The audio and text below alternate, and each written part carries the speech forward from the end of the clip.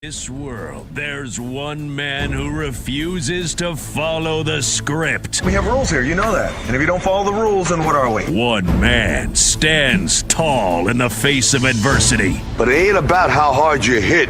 It's about how hard you can get hit and keep moving forward. A man who rises above the ashes of hot takes. What do you care what they say? Easy for you to say they all love you. It's just noise, man. You're really good at it. You might be great. That man is Nick Kostos. And this is You Better You Bet. If loving sports is wrong, I don't want to be right. Where narratives are challenged and the truth is spoken. I told you what was going to happen last week. If you didn't listen, that's on you. This isn't talk. It's perspective. It's not what you look at that matters. It's what you see. This is You Better You Bet, presented by BetMGM on Westwood One Sports. What's up, everybody? Happy and merry, wonderful Sports Wednesday to you and yours. This is You Better You Bet with Nick Kostos on Westwood One Sports, as we bring you the fastest show in all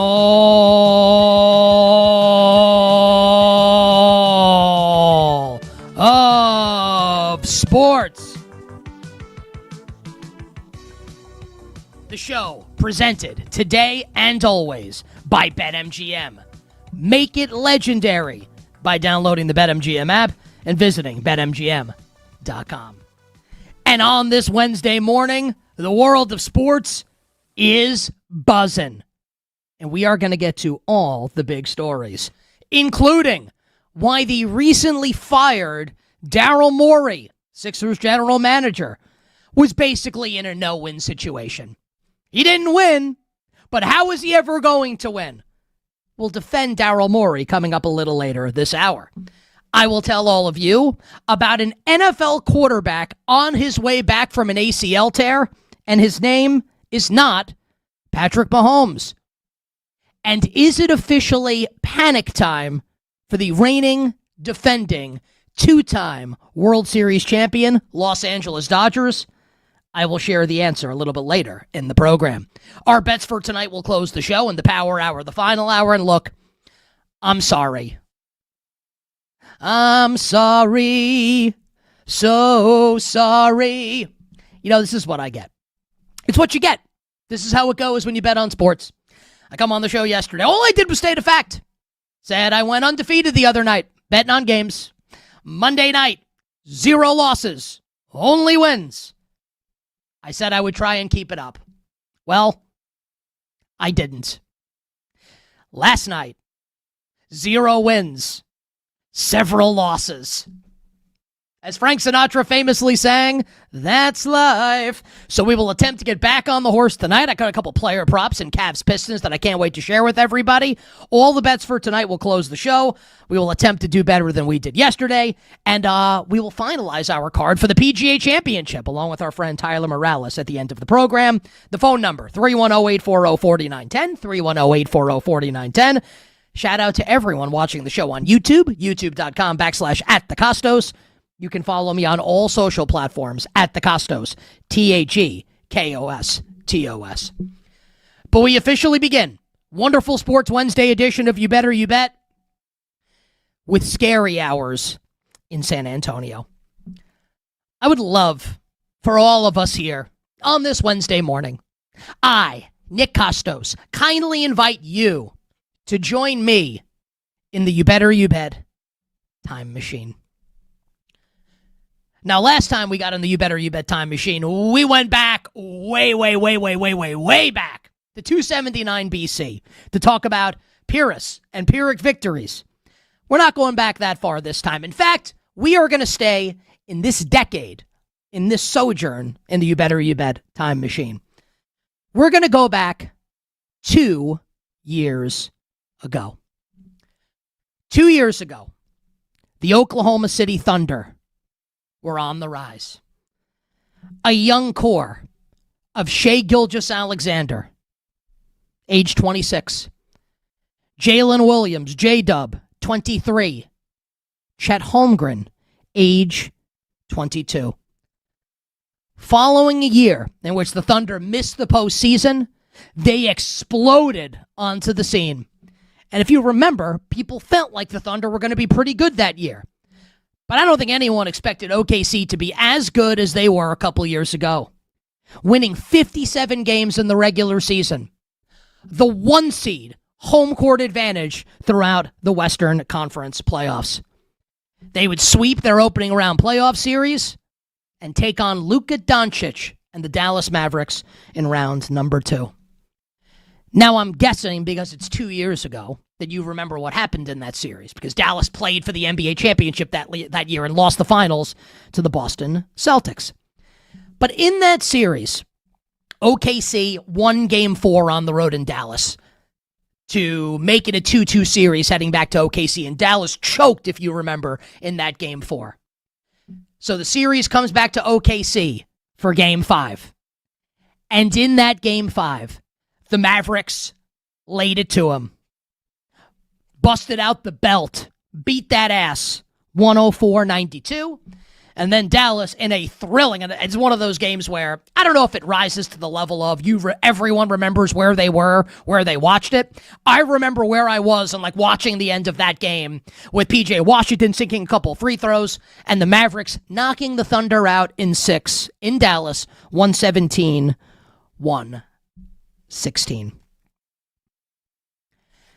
And coming out of that loss, entering that offseason, into last season, where the Thunder obviously answered all of the questions that I'm about to ask, we talked about the lack of experience for OKC.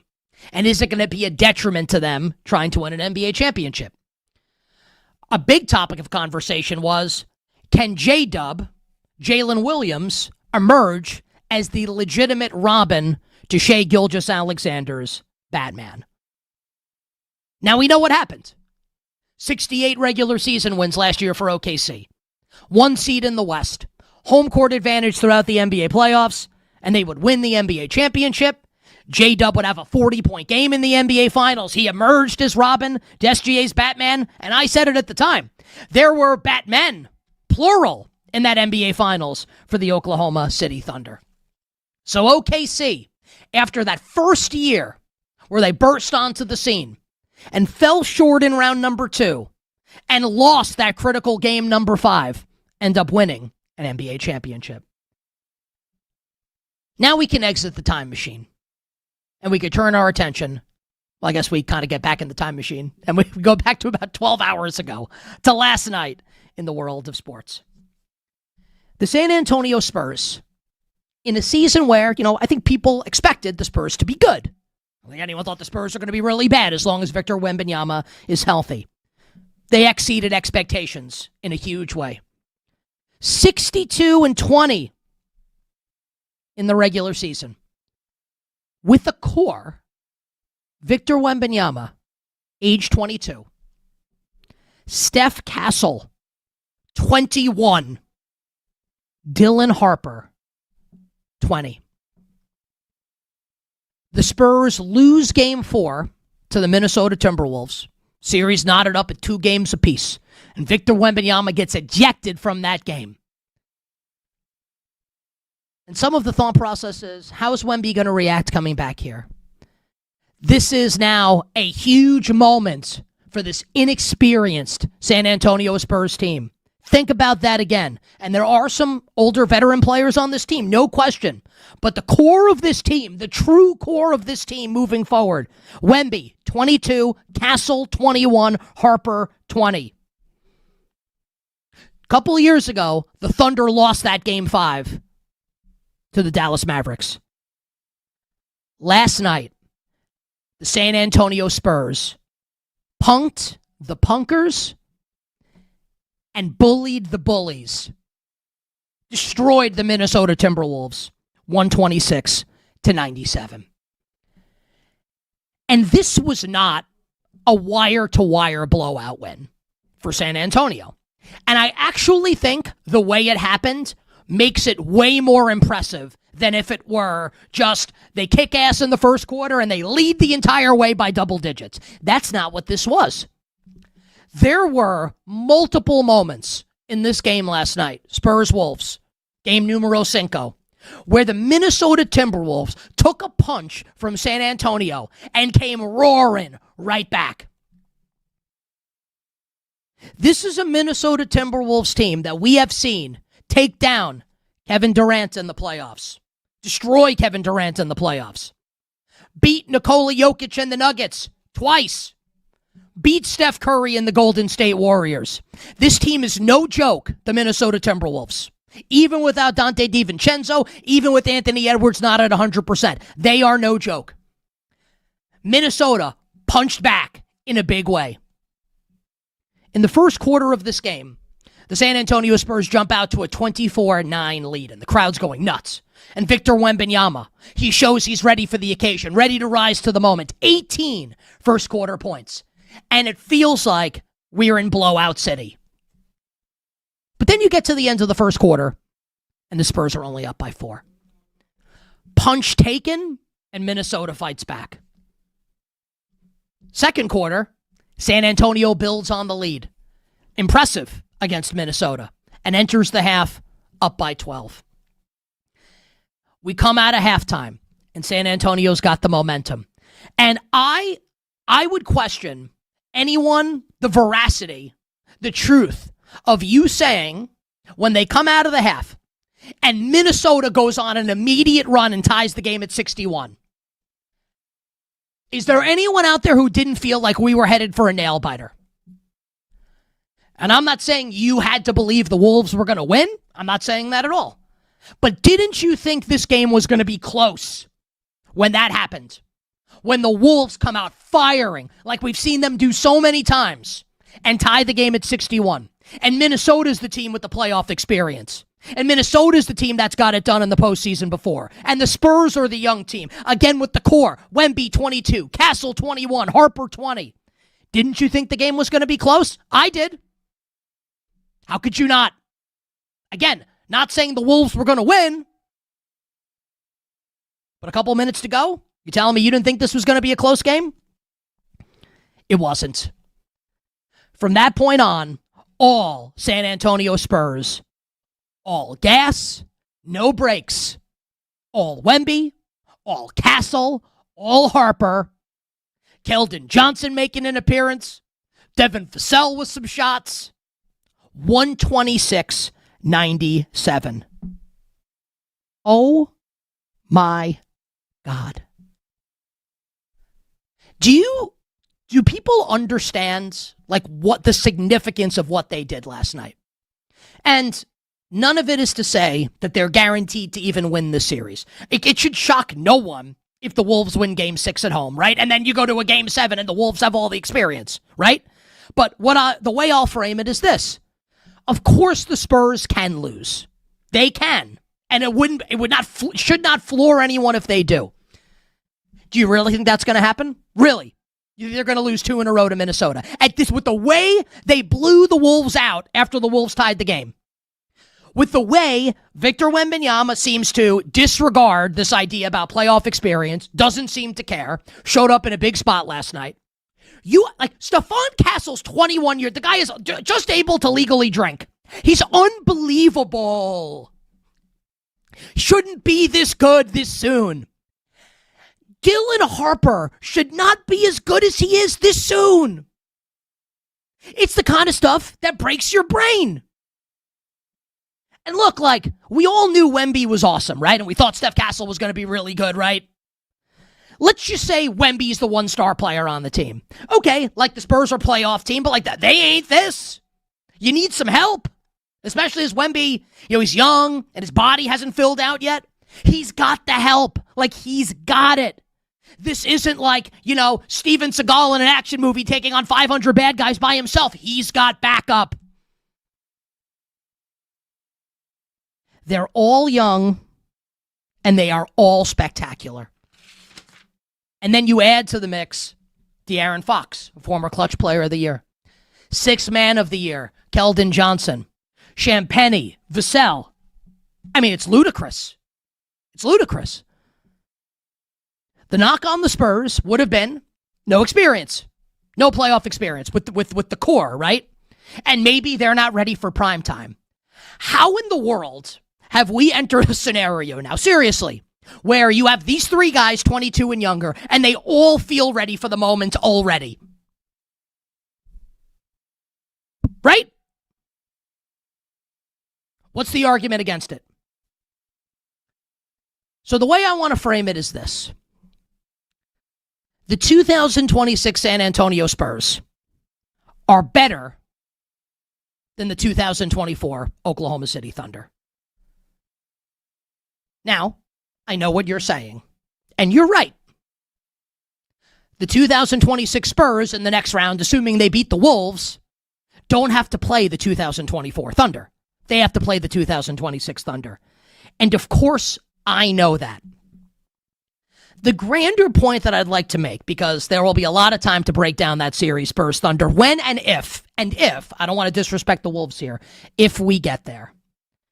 Because as the Spurs are building this lead last night in the third quarter and in the fourth quarter, and it turns into a laugher, and they are whipping Minnesota in the game, I can't help but think, is this just going to be years of the Thunder and the Spurs playing for the Western Conference? That the Western Conference final for how many years now could potentially, not definitely, but potentially be Thunder versus Spurs? We saw two separate instances, and this actually dovetails in with Bill Zimmerman's trivia question earlier in the week, that Zach Harper actually got part of it right, and I got part of it right. We saw the Boston Celtics from 1953 to 1957 play the Syracuse Nationals 5 straight times. And obviously it's less teams and like a shorter playoff. I understand that. But the fact is the fact. Played the Syracuse Nationals 5 times in the Eastern Conference Final in a row. Next decade, the Nationals are now the Philadelphia 76ers. Or they're now Philadelphia. And the Celtics play Philly 5 straight times in the Eastern Conference Final from 65 to 69. Would it really be that surprising if we saw the Spurs and Thunder play 3 straight years in the Western Conference Final? And look, I get it. Again, the Spurs aren't even there yet. I understand. But let's project this out. Is that fair to say? Is it fair to say that it's likely to happen this year, and if it does, then what happens? That's fair, right? Would it shock you if it happened again next year? Or the year after that? What team in the Western Conference right now would you say, and I guess Minnesota's the answer because they're here? Like, they're there, man. I guess Minnesota can be the answer to the question, right? And I really, you know how much I respect the Wolves. I don't mean it disrespectfully. Minnesota got housed last year by OKC in the Western Conference Final, and now I don't think they're going to win the series against San Antonio. So maybe your answer could be Minnesota, and maybe Anthony Edwards has another gear to reach, and I'm willing to acknowledge that possibility and accept it if it happens, obviously, right? The way we've talked about Jokic and the Nuggets is that the window may be closed on this iteration of Denver. Not that Jokic can't win again, but maybe they have to do some tinkering to the roster. You know who knows it? Them. Because the report came out, everyone except for Jokic is available in trade offers.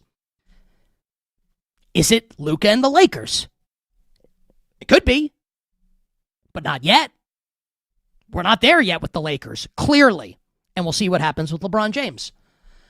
I would say, is it the Rockets? But then I would have to laugh for like 10 seconds afterward. You know, maybe you want to make the case that Dallas can get it done around Cooper Flag, but like think about what the conversation becomes, right? Who is standing in the way? And again, your answer could be Minnesota. Maybe they win this series. They're a big dog to do so. Who is standing in the way of the Thunder against the Spurs for years to come in the Western Conference playoffs? Now let's play that out. Because like I said earlier, if the Spurs get there and play OKC, it's not 26 Spurs versus 24 Thunder. It's 26 Thunder versus 26 Spurs. And in that instance, even with San Antonio's impressive regular season performances against Oklahoma City, I'm going to like the Thunder.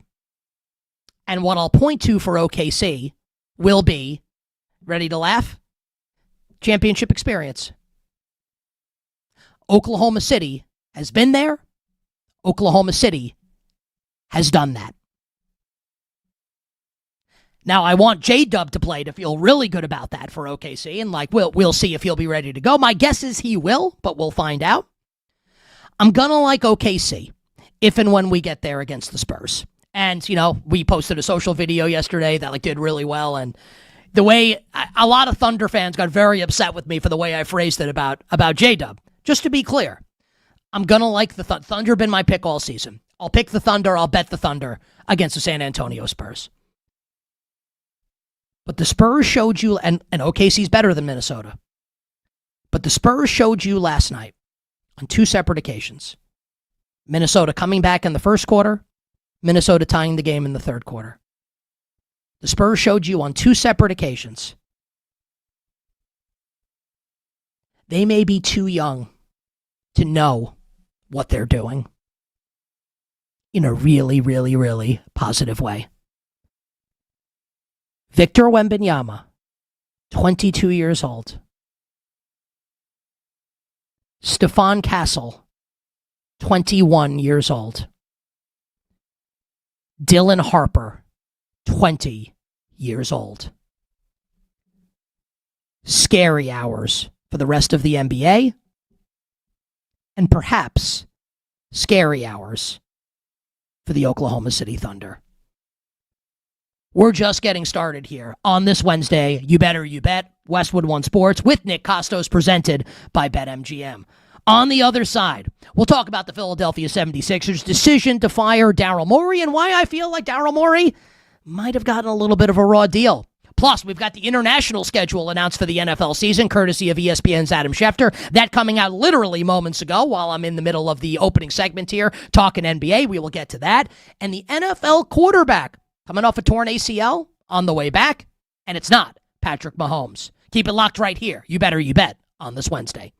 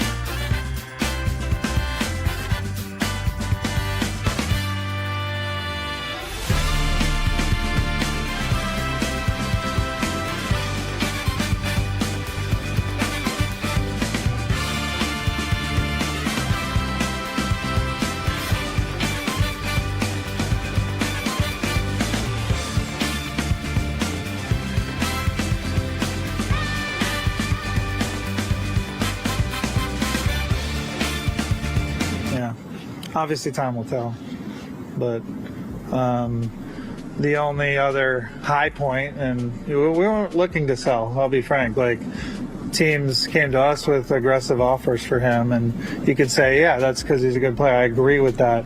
We thought this return was above, for the future value for our franchise, what we could get. So the only higher point would have been during his run last season. Now, back to You Better You Bet with Nick Kostos on Westwood One Sports. This segment on You Better You Bet sponsored by Progressive Commercial Insurance, protecting your business vehicles 24/7. See if you can save at progressivecommercial.com, progressivecommercial.com.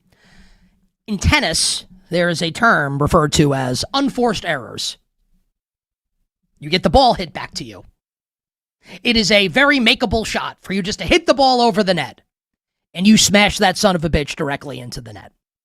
Unforced error. That quote from the now fired former general manager of the Philadelphia 76ers, Daryl Morey, is the press conference equivalent of an unforced error. Following his trade of Jared McCain to the Oklahoma City Thunder earlier this year, where it's one of those trades, and look, hindsight's 2020. Obviously, McCain's a really good player, and Morey acknowledged that in the quote in that press conference, right? It's one of those trades where you see it in the moment, and you don't need 3 months, 4 months. You don't need hindsight to be able to say, "Oh, that might not be a good one." Part of the reason is because it's Oklahoma City on the other side, and as I told you yesterday, Sam Presti is basically the basketball equivalent of King Midas. Everything he touches turns to gold. But we've seen Jared McCain be really good in his young NBA career. And it felt like a ridiculous trade in the moment. I think it's proven to be a ridiculous trade. And even if you want to defend it to a degree, saying, well, is Jared McCain going to play that much, given, Edgecombe and Maxey? Come on. Stop it. It's a terrible trade. All Daryl Morey's got to do, find me the GM that hasn't made a bad move at some point in his or her career. Find it for me. You won't be able to. All Daryl Morey had to say was not that. We're selling high. Why did he need to say that? All he had to say was, Oklahoma City made us a great offer. We feel good about VJ and Tyrese and our guard play. That's all you had to say. Saying we're selling high, that's something you hear that and you immediately know, ooh, did he really say that? Is he serious? And I think he is serious. And if that's true, and it is he dumb? And no, of course Daryl Morey's not dumb. He's a really smart guy. But that's a pretty stupid thing to say. And I think even he would acknowledge that after the fact. And I'm not trying to put too much emphasis on this one move, but also, next sentence, I believe this. If he doesn't make that trade and McCain doesn't play well for Oklahoma City, I actually think he might still have a job. I think the outcry and the uproar over that deal, I really think was what pushed this over the line to have Daryl Morey dismissed yesterday as general manager of the Philadelphia 76ers. So let's talk about it now. I think two things can be true simultaneously as it regards Daryl Morey. The first thing, you can easily make the case he deserved to be fired. Not just because of the Jared McCain trade. And that's not even the majority of it. Look, he's in charge of the team for 6 years. They have legitimate championship aspirations. And you could say, well, they're illegit. No, they had and still have legitimate championship aspirations and never made it to a conference final. And got just embarrassed by the Knicks in the second round. You can easily make the case he should be fired. Easily. You can point to the Embiid extension and the Paul George contract and say, accurately, these are two of the worst contracts in sports. Not just the NBA. In sports. And I can't argue with you. That's one thing that's true. But the other thing that's true, I don't know how he's supposed to win. And this is not me again saying that he's like a Supreme Court justice and has the job for life. I'm not insinuating that at all. I just told you can easily make the case that he should be fired. I get it.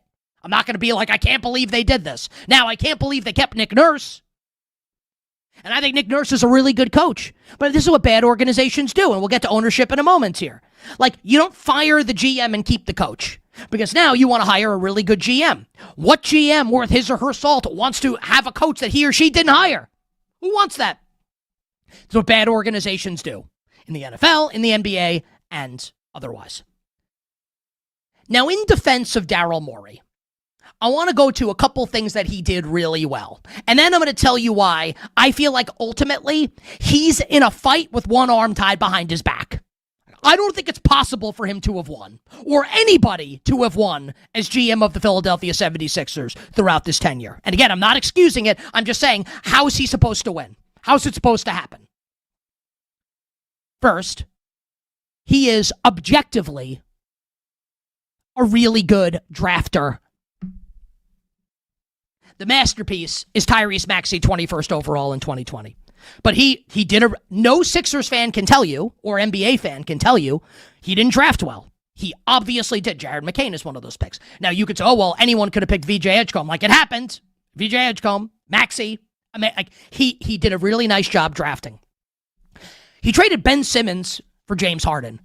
Like, that is actually, this isn't like trading a broken down car for a Beamer. This is like a car with cinder blocks for tires, traded for James Harden. And I understand it didn't work out, and Harden called him a liar in China multiple. Like, I get it that it didn't work out. Also, like, guy who doesn't care and doesn't play for a guy who, whether you think he sucks or not in the playoffs, does care and does play. Didn't work out. Not a bad trade.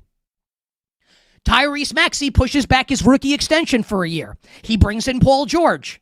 Like, didn't work out, but you can understand at least the thought process behind it. Adding another star. And it's easy to go back and say, like, after the fact, oh man, Joel Embiid's contract sucks. How could you do this? And yes, the contract does suck. And yes, it is an albatross slung around the team's collective neck. And yes, it's going to drag them down for a period of time here, because you can't count on the guy to stay healthy. Is Daryl Morey supposed to not extend Joel Embiid? Coming off an MVP? Like, I'm being serious, right? Like, what is supposed to happen there? I think these were, in a vacuum, good moves by Morey to try and push all in, to try and get to a conference final, to get to an NBA finals, and it didn't work. And that's the end. And look, you pay the consequence when things don't work. He got fired. I'm not saying he shouldn't have. Just like, can we tell the truth here? I told you, one arm tied behind his back, right? He's in a fight with one arm. Joel Embiid can't stay healthy. And that's really what this comes down to. Joel Embiid, not figuratively, literally won most valuable player a couple years ago. The Sixers have a most valuable player on their roster. Fact. Not fiction. Fact. Tyrese Maxey's awesome. Edgecombe's awesome. Like, when Paul George isn't getting suspended and when he's on the court, he's been I know it didn't end well against the Knicks in Game 4. Paul George's pretty good. I'm not saying he's great or worthy of that contract, but I understand the move. The thing that screwed them is that Embiid can't stay healthy. And look, we could go back to Game 7 against the Celtics, the one that they lost. I get it. I understand. I think ultimately, Daryl Morey constructed a team that could have contended for an NBA championship. Could have gone to a conference final, could have potentially gone to the NBA finals. They can't stay healthy. Players didn't get it done. Period. You bet on this Wednesday, Nick Kostos and you. Got fired? Fine. But let's not create falsehoods here as to how this happened. He constructed a team that, in my opinion, is good enough to win, and they didn't. And it is partially his fault, but you can blame the players and you can blame the coach. And I like Nick Nurse, but if you're firing the GM, I don't know how you keep the coach. Who's coming to run this team now? And you want to talk about insult to injury for Daryl Morey. Daryl Morey in Houston just got every single spring. Just got literally like when I was growing up, a kid in New York City, right? In the 90s. Michael Jordan would ruin a month of my year every single year when I was a kid. Beating the Knicks, I hated them. We couldn't beat them. We as the Knicks. Daryl Morey is basically adult version of me in Houston, and Golden State is his version of Michael Jordan. Could never beat the Warriors, would toss out the conciliatory tweet every year, come at the king you best not miss, meaning Golden State. And now, the guy that is fronting the search for the new GM in Philadelphia is the architect of that Warriors team, Bob Myers. Which would be like if your wife divorced you and then immediately shacked up with your high school bully. Talk about insult to injury. Now, Sixers fans will say, and the last point here on this, Sixers fans will say, I believe accurately that the Josh Harris ownership group doesn't know what it's doing. I think they've kind of shown their ass a little bit here by keeping Nick, and again, I think Nick Nurse is a good coach, but if you're going to fire the GM, you do a house cleaning, and you start anew. That's how this should go. It's not what they're doing. Don't want to get into the tax. There's a lot going on here with the Philadelphia 76ers. And I'm not even talking about the fact that the fans don't show up to the games and Knicks fans dominate the arena. So for Daryl Morey, I'm guessing he'll be a GM again. But if not, at least it was entertaining. It was a good run. And I do feel like he gets a little bit of a raw deal from the NBA community. And I feel like he gets a raw deal from fans of the Philadelphia 76ers. We do have some breaking news in the National Hockey League that I'd like to get into the show for a moment here. Following just a brutal season, the Toronto Maple Leafs, who finished with the second least points in the Eastern Conference, 1 point ahead only of my New York Rangers, the Toronto Maple Leafs have fired coach Craig Berube. So Craig Berube fired by the Toronto Maple Leafs per Emily Kaplan of ESPN. Toronto obviously has like a nice core of players. You would expect Toronto to be back in the mix next season, but a miserable season for the Maple Leafs ends with them not making the playoffs, and Craig Berube fired today by the Maple Leafs per Emily Kaplan of ESPN. Take a break, and on the other side, we'll talk about an NFL quarterback on his way back from injury. We've got the international slate. And I have a piping hot take on the week 1 schedule that I will share with all of you here. You better you bet on Westwood One Sports.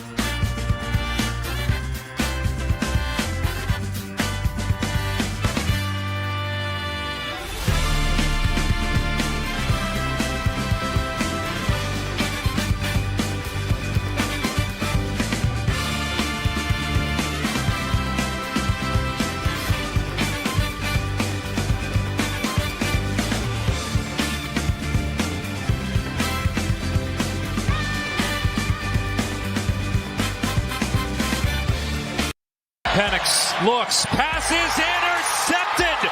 Mike Jackson, who might take this to distance.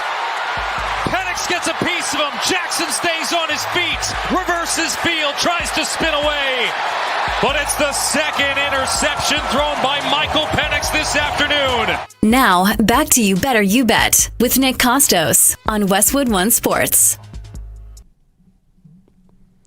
BetMGM players will receive a PGA Championship odds boost token. To use the token, add any PGA Championship wagers to your bet slip and activate the token. If you win your bet that was made with the odds boost token, you'll receive extra winnings and unrestricted bonus dollars. Download the BetMGM app today, and we will get all of you set to bet the PGA Championship in the final hour of the show when Jason Sobel from CBS Sports and SiriusXM PGA Tour Radio joins us here on You Better You Bet. Danny Parkins in the final hour as well. First things first on Fox Sports 1. And coming up next to start hour number 2, our good friend, NBC Sports betting analyst, the Whale Capper Drew Dinsick. Fox Sports, courtesy of The Call. I just want to say this. Grant typed something in the chat. Grant, I've never seen anything more wrong than Bill. Can I say what Grant? It's nothing bad. It's very funny. So Grant and Kenny do a really good job of giving me credit. Right now, look, you play like a Mike Breen highlight. I know Mike Breen's voice, but I always ask the guys, just type the credit when we play a highlight coming back from break, just so I have it, even if you think I know. So they do an awesome job. They always have it for me. So Grant types just now for that highlight. Tim Brando on the call with Matt Millen. Matt Millen hasn't called, I don't think it's called a game on television in a long time. And it was certainly not the voice of Tim Brando, a friend of the show, calls college football, right? But not the NFL. Tim Brando on the call with Matt Millen. All right. Anyway, moving on. Thank you to Grant, who does a great job, and Kenny does a great job as well. Kenny on vacation. Okay. Why do we play a Michael Penix highlight coming back from break? Answer. Michael Penix is throwing on the field for the Atlanta Falcons 6 months after tearing his ACL. Spotted at Flowery Branch, which is a great name for like a camp location. Flowery Branch, Georgia. I've been there when I was at NFL Radio. It was like 158 degrees on the field that day. That's my memory of that day in Flowery Branch, Georgia. So Michael Penix is throwing. And this would seem to indicate, and this will dovetail in with the Patrick Mahomes stuff we'll do in a little bit, I think Michael Penix is going to be ready to go week 1. Mahomes feels like he's going to be ready to go. I have evidence, multiple pieces of evidence that Mahomes will be ready. So let's assume that Michael Penix Jr. is ready to go week 1 for the Atlanta Falcons. I don't think he's going to start. I hate to say this, and I've said it a few times since the season ended, because it requires me to admit, and look, I gladly admit I'm wrong. I'm married. It's part of the contract as a man. You have to admit you're wrong. I gladly admit I'm wrong, both in my personal life and in my professional life, right? But I don't love to do it. You'd rather be right. I really thought Michael Penix Jr. was going to be a stud. And to be clear, he still can be. His career is far from over. Far from over. Sam Darnold just won a Super Bowl. I'm not looking to bury Michael Penix here at all. But my opinion, as it concerns Penix and the 2026 Atlanta Falcons, now with a regime that didn't draft him, a coaching staff that didn't draft him, Terry Fontenot, gone. Raheem Morris, gone. Matt Ryan, Ian Cunningham in the front office, Kevin Stefanski, the head coach. They're not tethered to Michael Penix Jr. And they have refused, not refused, but as that makes it sound like it's aggressive, but they have declined on numerous occasions to endorse Penix as the team's starting quarterback. They basically signed Tua Tagovailoa for free because the Dolphins have about $58 billion in dead cap because they had to release Tua. So they got Tua for free. My sense is and I can be wrong, but my sense is Tua Tagovailoa is going to start more games for the Falcons this year than Michael Penix. Now that can take us to a betting opinion that I will give you, and this is not like I have bet this. I have not. I am not saying you should bet it. You should not.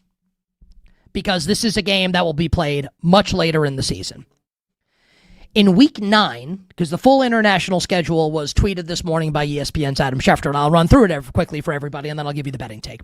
We know Rams-Niners week 1 in Australia. I'm going to like San Francisco in that game. The Rams are currently a 2.5-point favorite. Ravens-Cowboys, Brazil in week 3. That's fun. The Colts and the Commanders, London in week 4. Eagles-Jags, London, week 5. Texans-Jags, a huge AFC South game. Seriously. Week 6 in London. The Steelers and the Saints in France in week 7. I got to tell you, the thought of like Pittsburgh Steelers fans in Paris is very funny to me. Not that like they can't enjoy themselves, but you think, obviously, blue-collar, beer drinkers, now let's go have some wine and cheese and patty, is just a really funny like confluence there, right? And a really funny juxtaposition. Week 10, Patriots-Lions in Germany. Week 11, Niners getting screwed a little bit here. 2 international games. Vikings-Niners in Mexico, but the Niners have been in Mexico a bunch. In week 9, the Falcons will play the Cincinnati Bengals in Madrid. And at domestic sportsbooks right now, including BetMGM, Cincinnati is a 3.5-point favorite in that game against Atlanta. And my initial thought is that point spread is too light. And I think the Bengals need to be a bigger favorite. Now, this is not like the nuts and bolts hardcore betting show that it was previously. I'll give you just a small piece of analysis as it regards betting markets here, and we'll do this more as we approach the NFL season, right? So the next big number up from 3.5, I guess you could say is 4, but like 6 is the next really big number up from there with the way the math of the NFL works. I'm not insinuating the Bengals should be a 6-point favorite in the game. I'm not saying that. But I think 3.5 is a little light. Like I bet Cincinnati at 3.5. I bet them at 4. Honestly, I'd bet them at 4.5 probably. Maybe 4 would be the last number. But the point that I'm making here is I don't think the Falcons are going to be very good. If they should be 4.5 on a neutral against Cincinnati, this is not a playoff team this year. They're not. I don't know if James Pierce is going to play this. I don't know is he going to be in prison. And I'm not saying that to poke fun. No one knows what's going to happen here. Is he going to play this year for the Falcons? He's really important to their pass rush. I think the quarterback of the future is likely not on the roster. I just don't think they're very good. Even if I like Kevin Stefanski, even if you want to have a lot of faith in Matt Ryan, I don't see it this year for the Atlanta Falcons at all. I think they will once again miss the playoffs in the NFC South. And Doe, by the way, remember yesterday on the show when I told you, do you think the NFL would put the Kansas City Chiefs on Monday Night Football in week 1 if the NFL thought Justin Fields were starting that game? Well, we have a betting market for Chiefs-Broncos week 1. And Kansas City is a 2.5-point home favorite. Ask yourself this. If the thought were that Mahomes might not play, do you think the Chiefs would be favored by 2.5 against Denver? What do you think? Hour 1 done, hour 2 for you. Coming up on the other side, we will start the hour with NBC Sports betting analyst, the Whale Capper, Drew Dinsick.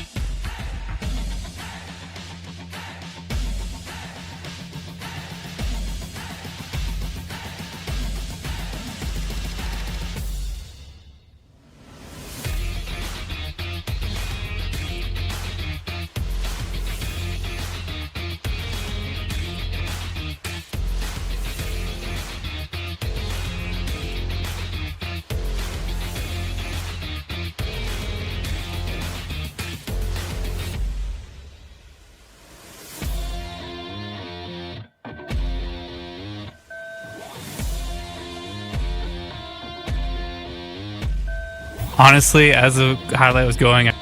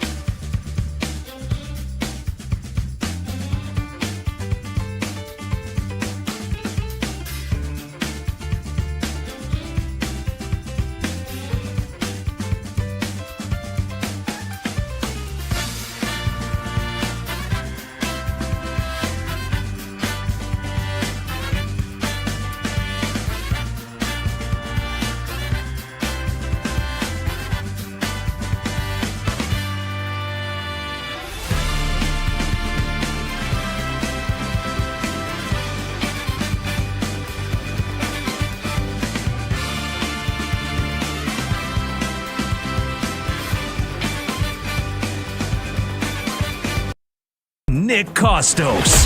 Hey, this is Joe Buck, and you have done it. You have found it. You are listening to You Better You Bet. Great decision. Hi, this is Kevin Harlan of CBS, Westwood One, and TNT, and I'm listening, as you do every day, to You Better You Bet with the most handsome single man in the radio business. A man who, if I was not married for 38 years, I might consider myself the kind of guy that can electrify a listening audience and a crowd of bystanders watching him do what he does so well each and every day. Continue to listen right here on You Better You Bet. This is You Better You Bet on Westwood One Sports. Brought to you by BetMGM. Wonderful Sports Wednesday edition of You Better You Bet rolls on. Nick Kostos, our amazing crew, and you here on Westwood One Sports. First hour of the show absolutely flew by. Started talking about the San Antonio Spurs. Awesome. Honestly, super impressive win last night over the Minnesota Timberwolves. That has me thinking, how is it not just going to be Spurs Thunder in the Western Conference Final for the next decade in the NBA? How is that not going to be? Who's standing in the way right now in the Western Conference of that happening? Not that it can happen, but name me the team that's going to stand in the way of that happening right now in the Western Conference. Spurs and Thunder moving forward in the Western Conference Final. And how this core, Wemby, 22, Castle, 21, Dylan Harper, 20, they are right now, and I understand that they don't have to play the 2024 Oklahoma City Thunder in the Western Conference Final if they beat Minnesota. They have to play the 26th Thunder. But this version of the Spurs is farther ahead right now than the 24 Thunder were at the same time. And that is scary for the rest of the NBA. We talked about the Daryl Morey firing in Philadelphia, why I feel like he got a raw deal, even if I'm acknowledging I'm not really going to defend Morey and say he should have kept his job, but you can understand why I would defend him and why I feel like he was basically in a fight with one arm tied behind his back. And that arm tied behind his back, the health of Joel Embiid. And we close the hour telling you Michael Penix back throwing for the Atlanta Falcons. I don't think the Falcons will be very good this year. And another season outside looking into the postseason coming for the Atlanta Falcons. We'll do more NFL coming up later this hour, give you some Major League Baseball as well, including the skidding Los Angeles Dodgers, and if it's time to hit the panic button in L.A. But joining us right now to kick off this hour, because we've got point spreads in the NFL, and we're getting to the nitty-gritty in the NBA. So joining us here, NBC Sports betting analyst, good friend of the show, the great Drew Dinsick, better known to you and yours as the Whale Capper, on Twitter at Whale_Capper. My friend, welcome back to the show. How you doing? I'm doing great, man. It's good to be with you. And actually, this is exciting because I'm a West Coast guy. I have not heard many of the schedule leaks. Mostly this morning doing my NFL kind of prep and refresh for the show. I was looking at the international games and just trying to make sense out of, who got the advantages, disadvantages of losing the home game. And I'm excited to hear what some of these spreads look like and think about NFL for real. Well, let me actually, I want to start with the dealer's choice, right? Because, you do great work with tennis also, but I mean, I kind of look at your two areas of expertise, at least for show purposes, the NFL and the NBA, right? Dealer's choice to you. Do you want to start with the NBA or the NFL? And we'll do both. I think there's probably less to say about the NBA, so let's just rip off a Band-Aid. Your intro was funny because as I was listening, I was like, you were kind of feels like Western Conference is just going to be Thunder Spurs. I was like, bold take, Nick. You think? But what I said was, to be fair to me. But then you went beyond this year. You went beyond this year, and I was like, actually, yeah. It's a really good question. Like, who besides these two is going to represent the Western Conference Finals in the next 4 or 5 years? I'm struggling, man. I don't know who it is. Like everyone, not that teams can't get there. Minnesota could win this series. I don't think it's likely. Maybe you want to say it's Minnesota. Maybe it's Denver. But I mean, they put the whole roster up for sale outside of Jokic. Golden State's at the end of their run. Like the Lakers aren't ready yet. The Rockets don't make me laugh here. And Drew, what I said was, from 53 to 57, the Celtics played the then Syracuse Nationals 5 straight Eastern Conference Finals, and then the next decade, 65 to 69. Boston and Philly played in 5 straight Eastern Conference Finals. I wouldn't be shocked if we had the next 5 Western Conference Finals to be third. So it's not just like this year. I think we'll get it. What's standing in the way of this not happening for the next 4 or 5 years here, right? I mean, Wemby's an alien. Who knows how his body handles the the continual aging. Certainly there have been these types of, kind of one-of-one physical freaks that, ultimately something happens to derail their availability. So that's the one. That's kind of the most obvious thing, right? I mean, if I gave you the over under on number of seasons Wemby plays 60 games over the next 5 years, it's probably like 3.5, maybe 4.5, right? Well, I think the better question would be, wouldn't the better question be, and that is a good question, but wouldn't a better question be, okay, so let's say he plays 50 regular season games. As long as he's there for the postseason, because here's the thing, right? Here's the crazy thing, right? And I said this to start the show also. It's like Wemby's one thing, right? We all knew Wemby coming in was going to be this alien even before he got drafted. The fact that Castle and Harper are both so good already means that even if you have to go without Wemby for a lot, like they're still going to be like a top 3 or 4 seed, and then here's this alien coming in for the playoffs. Like it just, like that's really where I get stuck here on San Antonio. Like who's beating these two teams? Because it's not just Wemby.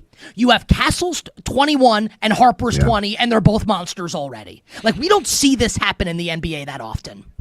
You're absolutely right. And the step forward Castle took this year, particularly offensively, it was completely ignored. I don't know why nobody really. I mean, some people were like talking about him as potentially, third team All NBA, and kind of noting the step forward. But he largely won the Rookie of the Year last year based on like just aggressive volume in the tanking part of the season. Right? They were literally just like, hey, we got nothing else to do here. We might as well give Castle the opportunity to, absorb 35% usage in these games. And it was like, okay, this is, I still didn't see what was coming in terms of a step forward from him offensively, and it's super impressive. And Dylan Harper, the sky's the limit in terms of his offensive creation. So you're making a very fair point. I think the broader point, even beyond just the Spurs, with or without Wemby's health, are still going to be a problem. Who else? Certainly, you have sort of these stars on islands now with Luka and Jokic. There's not a clear way to put talent around these guys with the way that the current NBA is constructed for team building purposes, that they're going to actually be competitive with a team that has this many young pieces and in correct in their places with kind of fair compensation like San Antonio does. OKC may ultimately feel the pressure of having to pay everybody and keep everybody happy with their roles and responsibilities. Yeah, I mean, well, that looks like a foregone conclusion right this minute, right? Like irrespective of what happens the rest of this season, we're assuming OKC probably wins. I think that actually is like one of the most likely kind of off-season outcomes here. But even and that just takes a little bit of pressure off their plate. That doesn't entirely fix things, but if you're going to get contributions like they're getting, though, right? It resets the clock, and if you're going to get contributions like you're getting from AJ Mitchell for years to come, which again, if you're taking this type of step forward in a playoff crucible, there's no reason to expect there isn't more from him. You're probably you're hitting your transition period running with kind of massive amount of draft capital, massive amount of roster flexibility. It's very, very tough for me at OKC not being in the Western Conference Finals for the next 5 years. Spurs likely kind of there as well, and honestly, you're probably talking about a complete unknown case, like some super team kind of comes out of the clouds like San Antonio did in year 4 or 5, right? Like that's kind of where we're at here, and that doesn't feel all that likely. But Dallas lands a monster to pair with Flag, and Kyrie comes you have to invent something. You have to invent. You have to invent something. Exactly. That's exactly right. There's no common a common outcome to make it that likely, and I think I guess let me ask you, because I don't actually know your opinion on this, but like out of the next, I think the Western Conference Finals this year should start with OKC -5 something. So I'm saying I think they have like an 85-ish% chance to win the Western Conference Finals. The next 5 years, I would feel much less confident of that, because the Spurs' opportunity to grow and improve is the ceiling is way unknown. If you had and they to will guess have the experience of losing under their belts this year, moving forward. Exactly. Like the Thunder got in 24 when they lost to the Mavericks. Exactly. Like, how do you line who wins the more Western Conference titles out of those next 5 years between the two? Is the balance of power going to shift to where we're literally like, what can OKC do to catch up with San Antonio? Or is San Antonio always going to be, the bridesmaid here? Well, yeah. How long do you think the shift takes? How do you think there will be a passing of the torch? Well, I think the Spurs have the player with the highest upside, right? Like, unquestionably. I would say so. It's not even, and that's no insult to SGA, who's going to win a second straight MVP. I think he's going to win. I hate to say it as a Knicks fan. I think he's going to win another Finals MVP coming up. But the Spurs have Wemby. I think you have to give the Spurs the edge because they have Wembanyama. Yeah. So Spurs small favorite to win more Western Conference titles over the next 5 years. Sounds right to me. I think. Let me hit you with this. So I agree with you that I think the Thunder will win the Western Conference this year. I think they're going to, and look, I'm a Knicks fan. I hate to say it, but I think the Thunder are going to win the championship, right? So let me hit you with this. Yes. I don't think anyone would say, I guess you could say it, I think you'd be wrong. Let's say J-Dub comes back, right? I'm being honest, right? Let's say J-Dub comes back. Can the Thunder lose? Yes. Will they lose? Probably not. I think they'll beat the Spurs. If I told you right now that J-Dub is either A, and I don't think this will be the case. I'm inventing a scenario. J-Dub is either unavailable for the Western Conference Final or tweaks the hammy again and is ineffective for the Western Conference Final. You said that you think the Thunder would be like an 80-ish% chance or more to win the Western Conference, which is not an insult to the Spurs. Just think about the arcs of where these teams are. I don't necessarily disagree with you. If J-Dub's not right, does that change your opinion, or is that opinion factoring in the possibility that J-Dub might not be right? I'm counting on him to be available for 20 minutes a game to get to that type of price. If you take him out of the mix, then what? I'm still in the 75 to 80% range because ultimately the backfill for him is very good. Honestly, the everybody kind of finding their role and responsibility in his absence is why I would say it's relative high confidence they find a way to move him this offseason. And stupid in a good way, the way the kids use it, stupidly good. Exactly. And I would say that just generally, the home court advantage matters. If this comes down to a game 7, the experience matters. And just the overall idea that, the Spurs, and we've seen it already, these playoffs, the Spurs have lost games to inferior teams when they should have clearly won.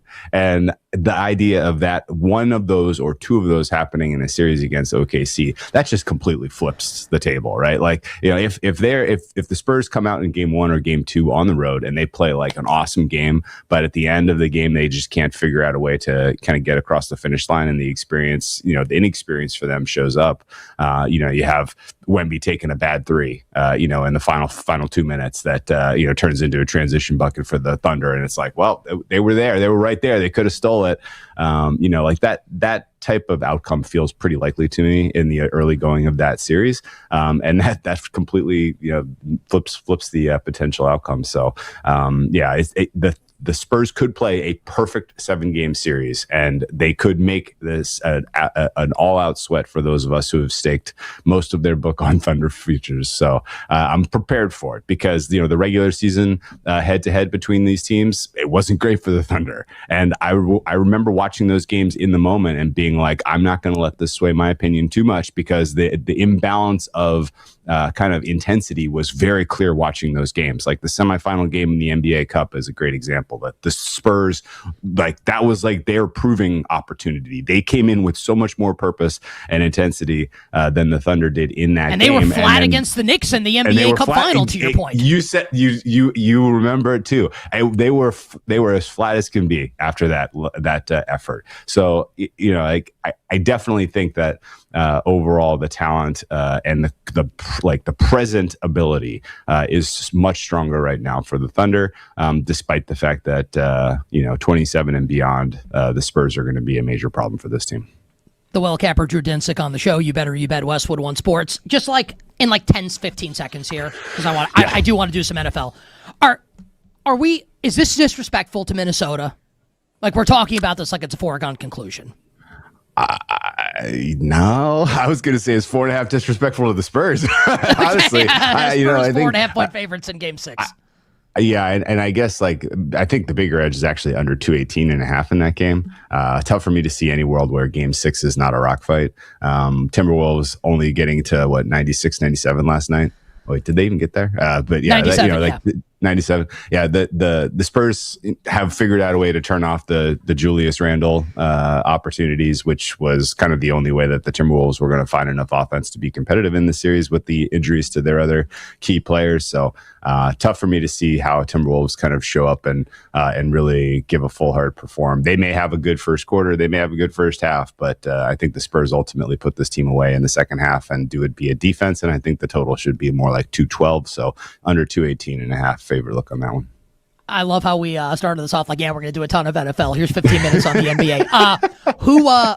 Who will play the Knicks in the Eastern Conference Final? Game 5 tonight with the Cavs and the Pistons in Detroit.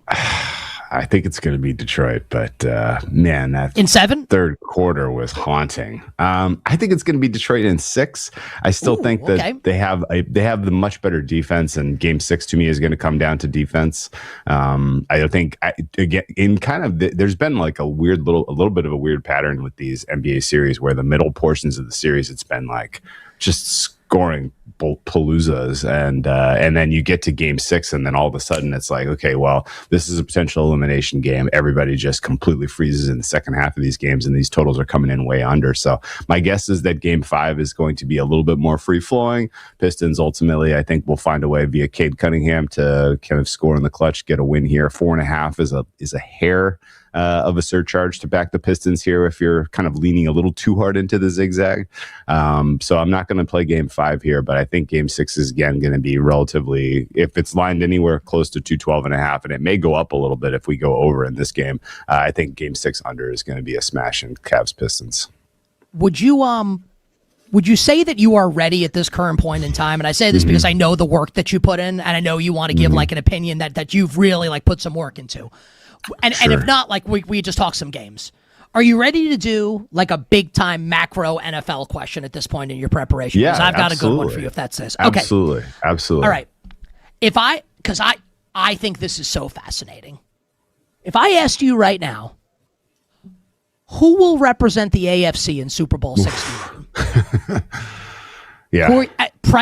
This is not a price question. This is not like I would bet this team at this price. Price irrespective, who's going to win the AFC? Who is Drew Dinsick taking and why? Yeah, so the balance of power between the conferences is being a little bit undercovered, I think, this year. The NFC, to me, is relatively complete teams. They're all, the margins separating the good teams are pretty narrow. You have just in general, like it feels like the balance of power right now is in the NFC. If you look across the AFC, you have quarterbacks that we know can do it, who are kind of at the cream of the crop, best quarterbacks in the sport, but they're on very flawed teams. So you're literally sticking your neck out at this point to basically say, look, I trust this quarterback enough that, that they're going to be able to get me home. Obviously Bills, Ravens, Chiefs at the top of the list, having the best quarterbacks, but again, all three being on very flawed teams, is a little bit tough to choose between. I think that the Bills move coach wise did not impress me. The Ravens move coach wise intrigued me. And then the Chiefs' kind of rehabilitation of their roster was a little bit of an incomplete for me. So between those three teams, I would probably stake my claim to the Ravens, despite the fact that I feel like I annually donate this time of year to the Ravens' losing efforts. So it's to me, it's you're picking between those three teams solely based on quarterback. I think the Patriots are being a little bit slept on.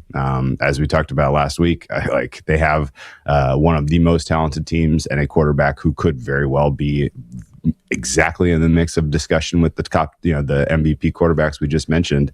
And I think that the rest of the AFC is, again, it's all flawed teams. Chargers have huge weaknesses. Texans have the best defense clearly, but huge questions on their offense, and and we haven't even mentioned the Broncos, who were the 1 seed last year. Like, I'm never going to be a Bo Nix guy, but Sean Payton is one of the better coaches. So it is a flat earth, and if you had to make me make a donation, it's going to be on the Ravens again. Ben, you know what? I donated a lot to Kansas City last year. I just think it's good to go back to the well. Donate to Kansas City again, yeah. All right, the week one game I will ask you about. Yes. And we've known about this game, I think the longest that we've known about any game in week one. Niners-Rams in Melbourne, week one. Do you know the point spread of the game? If not, I will tell you, and then I'm going to ask you what you would bet. Are you aware of the point spread of the game? And look, just to say this, I'm not. Both Drew and I know it's very early. We know that. Please continue. Just to say that. It's a neutral game. Actually, the interesting wrinkle about this game is this takes away a home divisional game from the Rams. Yeah, honestly, it's probably a good thing because there are more Niner fans than Rams fans at SoFi every time they play, right? Yes, that's not crazy, but this is a very meaningful game in a really competitive division. Yeah, and it's Rams annoying. Have it's to play stupid. in Melbourne, I ranted about that on the show. You can't put this game in Melbourne. Niners, Rams, two Super Bowl contenders. Do you want to guess the spread of the game? If you don't know it, it's going to be under 3. Rams 2.5. Rams 2.5. I'll say Rams 2.5 minus 20. So you nailed it. We're really close to being at 3. Okay. Yeah. So let's say we get there. Right now, I think the Rams are a +6. I think the Niners are like a +3.5. So that makes total sense. What would you? If you had to bet the game, which you don't, and it's May, so I'm not suggesting anybody should. What do you like? Just an opinion. Niners, I think at price is probably pretty good. Yeah. Niners money line. Niners money line. Yeah. They can win a coin flip against these guys for sure. I'm interested to see. I think the Rams are a little bit more of a solved puzzle this year in terms of who they are, and the Niners are a little bit more of an unknown, which I think gives them a hair of an advantage in week one, just situationally. Can I throw this out there? Yeah. I think the Rams have more issues right now on offense than they do on defense, and that could be like a compliment to the team. What happened? So. The way I look at it and then I'll let you go after this, and I appreciate the time as always. I'm being serious. What happens? Puka Nacua and Devontae Adams. So Puka has the off-field stuff, and I hope he gets everything straight. Devontae is older, right? He's going to the Hall of Fame, but he's an older player. You take one of those guys out of the Jenga tower, I think the whole thing comes crumbling down. How are they scoring? I think they're a little flimsier than a lot of people think they are, even if I acknowledge their upside Drew is to win the Super Bowl. Yeah, hey, they got their quarterback of the future situation solved, though, right, Nick? Yes, which will be great in 2 years or next year, not this year. I don't know about great. I've seen time Simpson play. No, I think in general the offensive weapons are a huge question mark.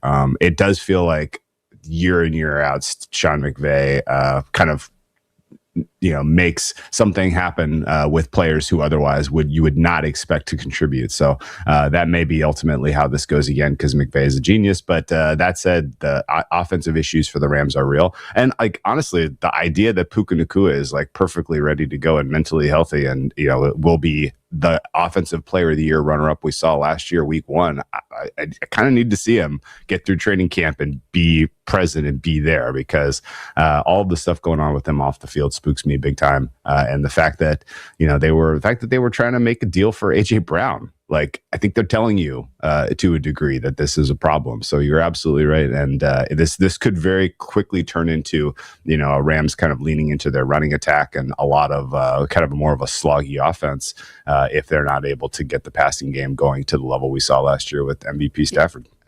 And they drafted another tight end. It's going to be a ton of 12. It'll be some 13, some 12 per. Yeah, it's going to be fascinating.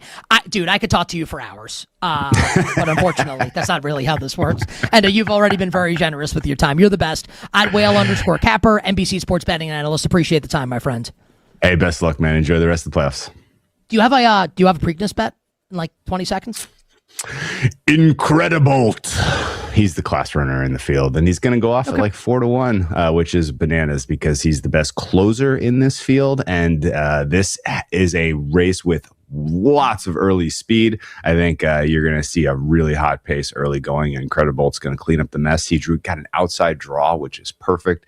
He's going to be able to sit a trip and ultimately close like a thunderbolt of lightning. Incredibolt is your winner of the 151st running. How about that? Very, very frightening me. Drew, you're the best. We'll talk to you next time, buddy. Hey, best luck, man. All right, our friend Drew Dinsick joining us on the show. He's the best. So generous with his time. Stud with the NBA, stud with the NFL, great with horse racing. Maybe we'll do Drew for the French Open as well with that coming up. You know, I'll just say this. I hate to say it. Mike Somich is going to join us tomorrow on the show, our friend from VSiN and Racing Dudes, to give us, his thoughts, his betting thoughts on the Preakness. I love betting on sports. I'm not a horse racing handicapper, but I like to bet horse races. I just take stuff that really smart people come on the show, like Drew and Mike and others will say. I've never been less into a Triple Crown race than I am for this one coming up. And there have been some Belmonts you're not into, but the fact that Golden Tempo's not racing and you remove the Triple Crown potential, it sucks. And I'm not saying horse racing sucks. I think some people will argue that it does, but I don't want we need to get into animal treatment or anything like that. Just that I wish there were more juice heading into this race. I'm not saying you shouldn't be excited for it. If you are, I wish I were more excited is all I'm saying. All right, on the other side, we'll get into some NFL point spreads from week 1, some Major League Baseball, some hockey, some NBA. We're rolling here on a Wednesday on Westwood One Sports.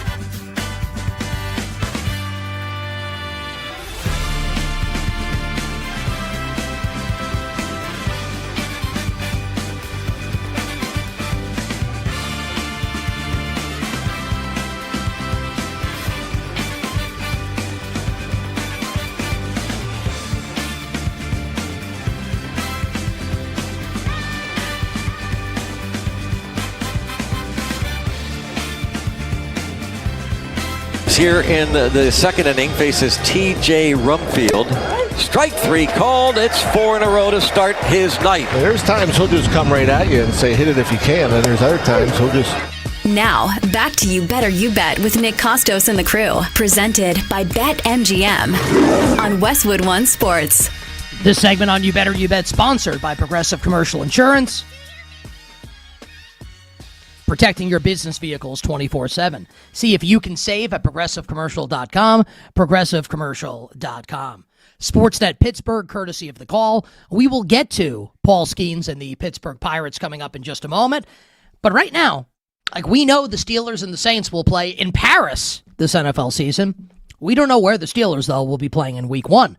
We will find out tomorrow, or maybe today. Who the hell knows with the schedule leaks. Everybody, you are listeners, you are viewers. What you need to do is lock in tomorrow night to Westwood One Sports from 8 to 10 p.m. Eastern for NFL Schedule Release 2026. The show going to be hosted by the great Scott Graham and Mike Golick Sr. They will announce and break down the upcoming schedule, including primetime, international, and holiday games. They'll be joined by NFL Vice President of Scheduling, the great Mike North, Peter's brother, as well as plenty of other great guests. This Thursday, when the NFL schedule is released, lock it in to NFL Schedule Release 2026, 8 p.m. Eastern, only on Westwood One Sports. That is tomorrow night, 8 to 10 p.m. Eastern. Scott Graham, Mike Golick on Westwood One Sports. Do you remember? I want to sing Earth, Wind, and Fire, right? Do you remember? Opening day of the Major League Baseball season. What's the name of that fat comedian on Netflix that was on constantly during the Yankees-Giants game? Who, Bert Kreischer?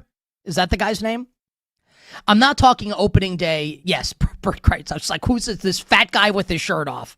Who is shown more during Yankees-Giants on Netflix than Aaron Judge during the season opener? I'm not talking opening day Yankees-Giants. I'm talking opening day when most of the teams in Major League Baseball are playing. When the Pittsburgh Pirates played the New York Mets. Oh, how things have changed for those two teams after opening day, where the Mets are one of the worst teams in baseball, and Paul Skeens and the Pirates are 4 games over 500. Now, in that game, Paul Skeens gets absolutely lit up in a short performance against the Mets, and some of that due to O'Neal Cruz playing some of the worst outfield outside of Little League. And Paul Skeens' ERA was nuked that day in that performance against the New York Mets. Well, don't look now, because last night, Paul Skeens took a no-hitter into the 7th inning. Paul Skeens pitches the Pirates to a win over the Colorado Rockies. They win the game 3-1. And Paul Skeens now, following that performance last night, is 6-2 with an ERA of 1.98. 1.98. This after his ERA following the opener, and I understand it's one game, was 67.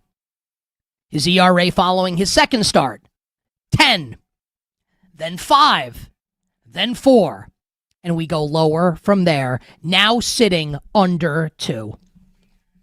This is the best pitcher in baseball, especially with Tarek Skubal out.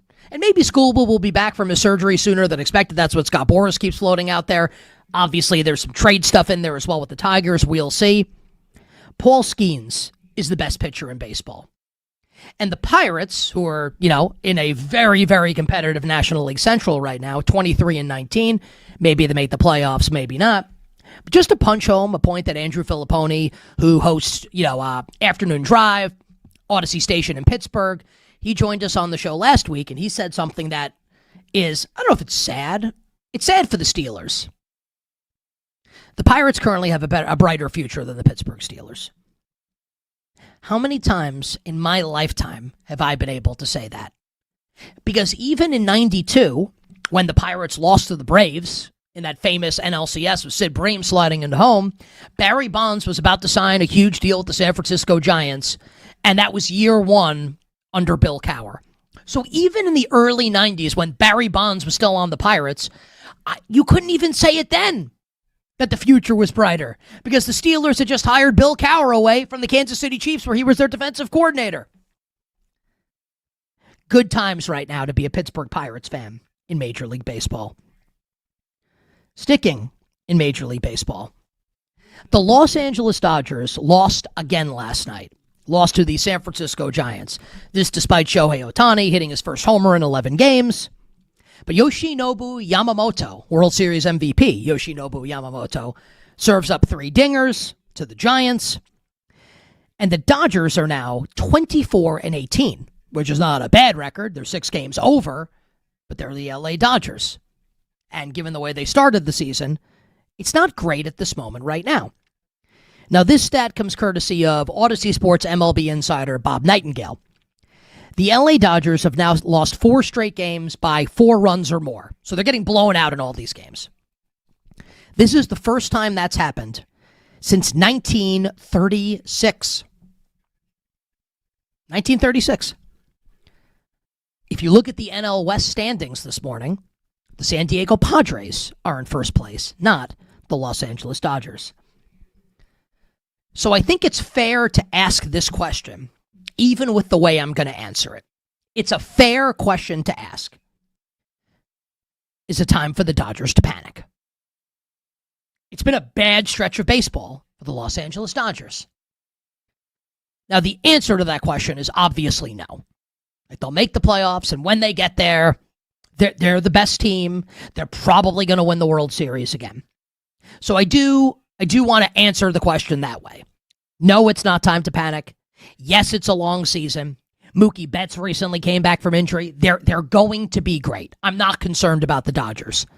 But we do have to acknowledge that it's been a rough go of it recently, and I do think it was fair to at least ask that question. You bet on this Wednesday. Nick Kostos and you, Westwood One Sports. Last thing on Major League Baseball for the show today, and then we'll talk about bets for tonight at the end. Cal Raleigh, the big dumper.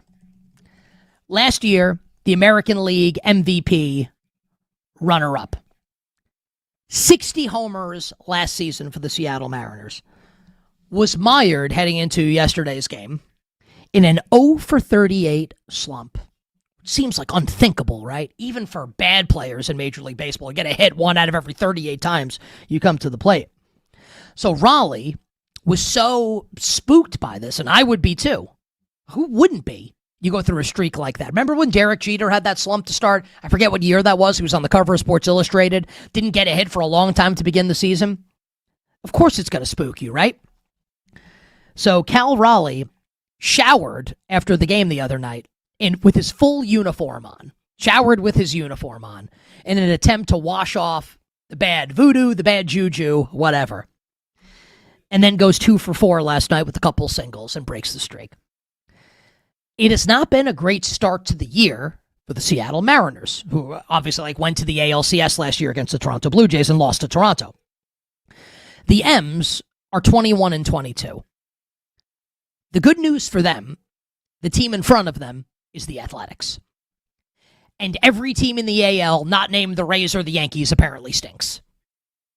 Seattle is still minus 110 to win the AL West. I fully expect the Mariners to win the division. And Cal Raleigh, better times are ahead for both him and for fans of the Seattle Mariners. Nick Kostos and you here on Westwood One Sports. A little National Hockey League off of last night. I know that, and I'll put myself in this camp, right? We're all locked in to the NBA playoffs. And maybe you're not. Like, maybe you love hockey, in which case, like, it's the Stanley Cup playoffs rule, right? These 2 series that had games played last night, Buffalo and Montreal, Vegas and Anaheim. These series have been awesome. Now, I had a Vegas-Montreal moneyline parlay last night. Vegas held up its end. Montreal did not. Just quickly on Vegas and Anaheim.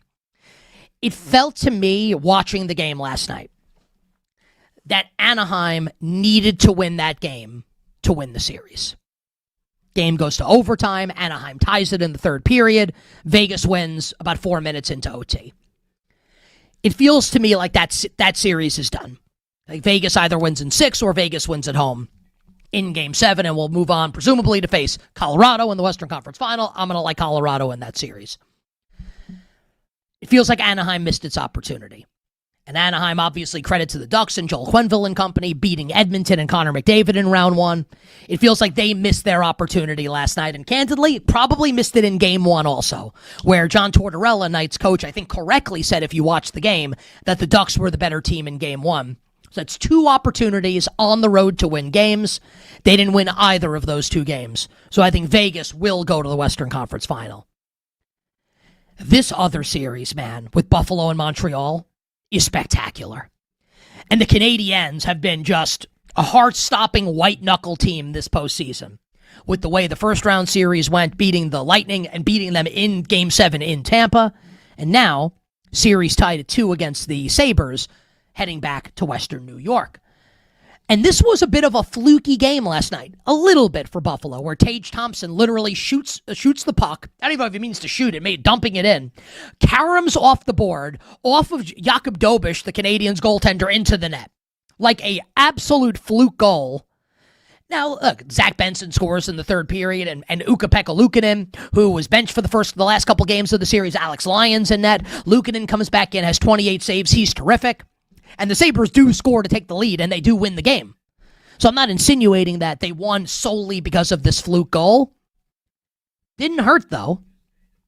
So now, Buffalo and Montreal tied at 2, headed back to Western New York. We're in a best of 3, and the Sabres have home ice advantage. Buffalo, a minus 115 favorite in the series. Montreal, minus 105. I do have a strong betting opinion on this one. I like Montreal. Lest we forget, Montreal, I'll say it as many times as I deem necessary, went on the road in Tampa, and I think drove a stake through the heart of this recent run. And I know they've lost in the first round 4 years in a row, but it's Vasilevsky and it's Cooper, and they still have a bunch of stud players. I feel like that run is officially over, and the Canadiens were the team that drove the stake through their heart.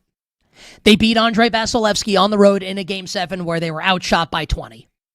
This team's got championship medal and championship pedigree. Not that Buffalo doesn't, but I trust the Canadiens more. Les Habitants. Give me Montreal to win the series, minus 105. And when we get there, Eastern Conference Final, whether it's Buffalo or Montreal, I think it'll be Montreal against Carolina. The Hurricanes have not lost a game this postseason. Sweep in round 1 against Ottawa, sweep in round 2 against the Philadelphia Flyers. Game 5 tomorrow night in Buffalo. Game 6 Saturday in Montreal. If it goes 7, that'll be Monday in Buffalo. But let's say it doesn't. Let's say it ends in 6. At minimum, the Hurricanes are going to have 9 days off in between games. At minimum. Could be more if the series goes 7. Does that have you interested in betting Buffalo or Montreal in Game 1 against Carolina when we get there? Because I will tell you, it very much interests me. Danny Parkins will join us next hour on the show. Jason Sobel will join us next hour on the show. I've got something in my personal life I'd like to share with all of you. I'll do that next.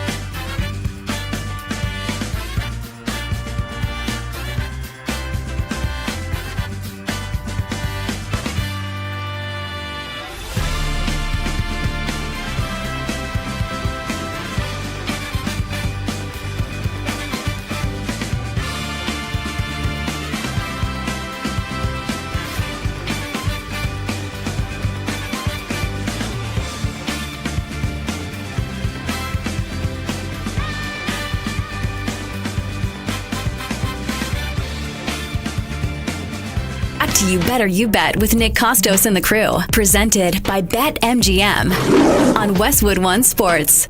BetMGM players will receive a PGA Championship odds boost token. To use the token, add any PGA Championship wagers to your bet slip and activate the token. If you win the wager that was made with the odds boost token, you will receive extra winnings and unrestricted bonus dollars.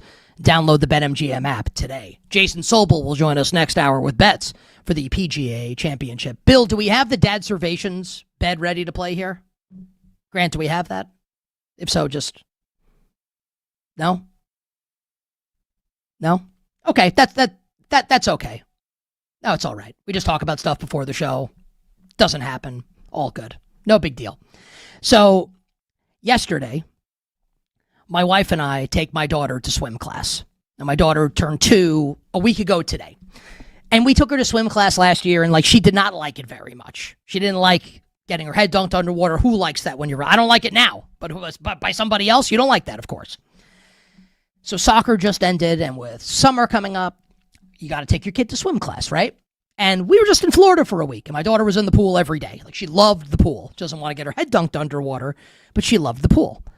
So yesterday, take my daughter to swim class. And as always, when my wife and I go, she prefers for me to get into the pool. She doesn't want to get her hair wet, whatever. So we both bring bathing suits, just in case. And it turned out to be necessary because my daughter freaked out. So I have my daughter in the pool, and she's liking it. She loves kicking her feet. But when it comes time to actually start doing stuff, she freaks. Absolutely freaks. Gets a little water on her face, and I see her lips start quivering, like she's going to cry, and she holds on to me so tight and starts asking, Daddy, hold me. I'm like, Daddy's got you. It's okay. Then she starts asking for Mommy, and Mommy has to come into the pool, and my daughter ends up doing, we pay for this class, right? My daughter does nothing in the class, nothing. It literally turns into us, just she sits on the steps of the pool and is playing with some of the toys because we needed to calm her down. And we're it's kind of funny. It's also not funny because we're wasting money and she needs to learn how to swim. But it is what it is. And, I have a couple different emotions run through my head. I'm a softie with my daughter. I feel I should probably be a little tougher on her. And tough is maybe not the wrong word. But, maybe be no, you have to do this. Instead, I'm no, honey, it's okay. And I'm holding her and I feel terrible for her. So anyway, we get I didn't know we were going to get this, but my wife and I get emailed a report card from my daughter for the pool. And there's 15 categories that you get graded on a scale of 1 to 3 stars. So it starts with, check out what Colette, my daughter's name, has accomplished lately. Successfully conditioned with water and face, 1 star. Comfort in water, 1 star. Breath control in underwater, 1 star. Tolerates independence while participating in fun skills, 1 star. Wall hold, 1 star. My wife and I had a belly laugh about this last night. I'm hoping my daughter does a better job next time at swim class. Hour 1 done. Oh, it's not hour 1. Power hour coming up next. I screwed up. Danny Parkins starts it off.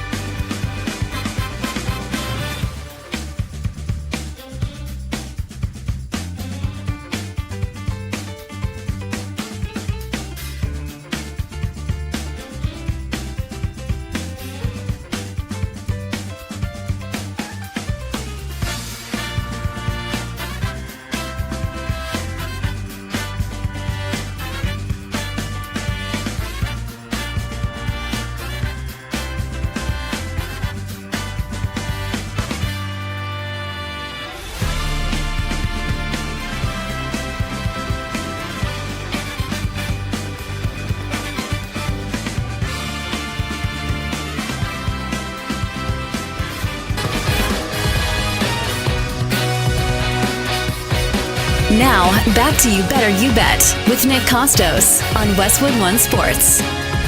Bring it up, Grant.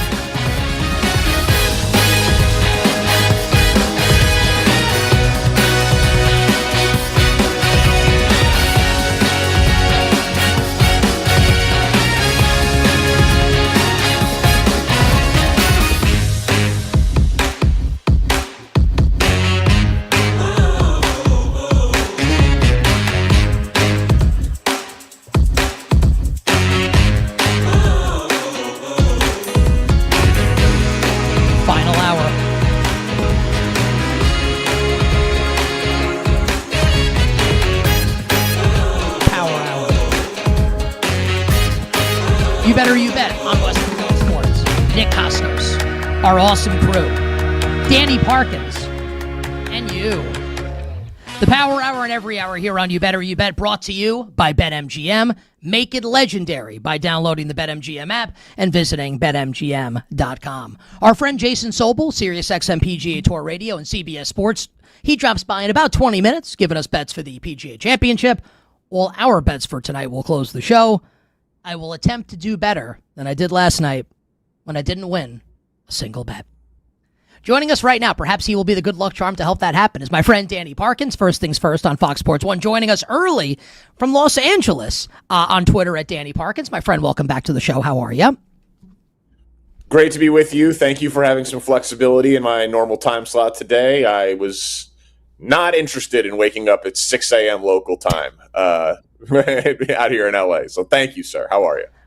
I'd like to start with this. So I told a story to end last hour. So my daughter just turned 2. My wife and I took her to swim class yesterday. She had, to say less than no interest in participating would be an insult to the phrase less than no interest.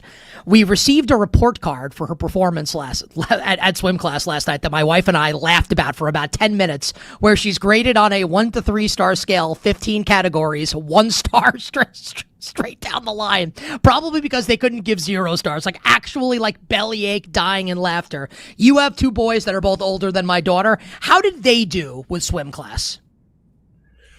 So they took to it like a fish. I gotta be honest. With you.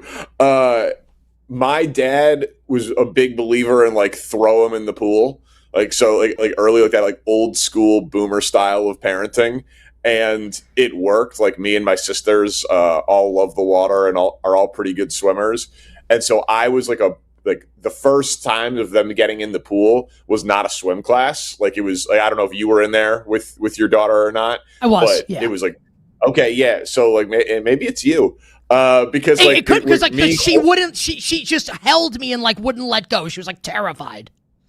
Yeah, it's like you gotta just rip the Band-Aid off. You got to show them that it's funny. You got to show them it's okay. Like you go under, like have your wife hold the baby. You go all the way underwater, come up, spit the water at her, smile, laugh, jump around. Like you got to just make it seem like fun and all that. And yeah, man, but it is funny when you sign kids up for things and they just have no interest. Like I'm coaching the Little League for the 6-year-olds, and there's this one kid on the team. They just walk between the bases. They refuse. It's like it's station to station. Like everybody gets on base. There are no doubles. There's no, it's just like everybody hits, and then you station to station for a couple of innings. And there's this kid who is so clearly not happy to be playing baseball that they refuse to run from home to first, first to second, second to third, or third to home. And it's the highlight of my week every single week because like they're there. Clearly their parents are forcing them to be there and they have no interest in it. But the parents are like, well, you're going to keep doing it. And so don't worry. She's 2. She will eventually swim, but you got to keep at it. She and like when we were on vacation, like she loved the pool. Just like I think she's scared of like getting dunked underwater. Yeah, she loves it. She loved the pool when we were on vacation. Loved it. Well, I think it's because it was a class. Well, I think she's worked because like last year we took her to, and like she hated getting dunked underwater. I think she's scared of that happening when she sees like the instructors in the water. That's my guess. Yeah. Okay. I figured it was like a fear of water situation, and it was like maybe a first exposure. But yeah, that's definitely like maybe more of like a separation thing. But again, that's totally normal. I'm predicting that your daughter will be fine. I'm not going to write her off just because she's 2. I appreciate that very much. Go do one more like parent thing here, and then we'll do sports. I actually like. I was thinking. So, it's fine for a few minutes, right? And then it comes time to actually do something, like get on the barbell and kick her feet. And I think she got a little water on her face, right? And as soon as that happens, like I see her lip quiver, and she like hugs me. And in that moment, like I melt. It's like my little girl, like she's crying. Of course. And I'm like, it's okay, honey, it's okay. And like my wife, you've met my wife, we went to dinner. Like my wife's a sweetheart. She said to me after the fact, like basically, you need not tough. Like you need to be basically like a little tougher with her. Like you can't do that basically. She's got to be in the water.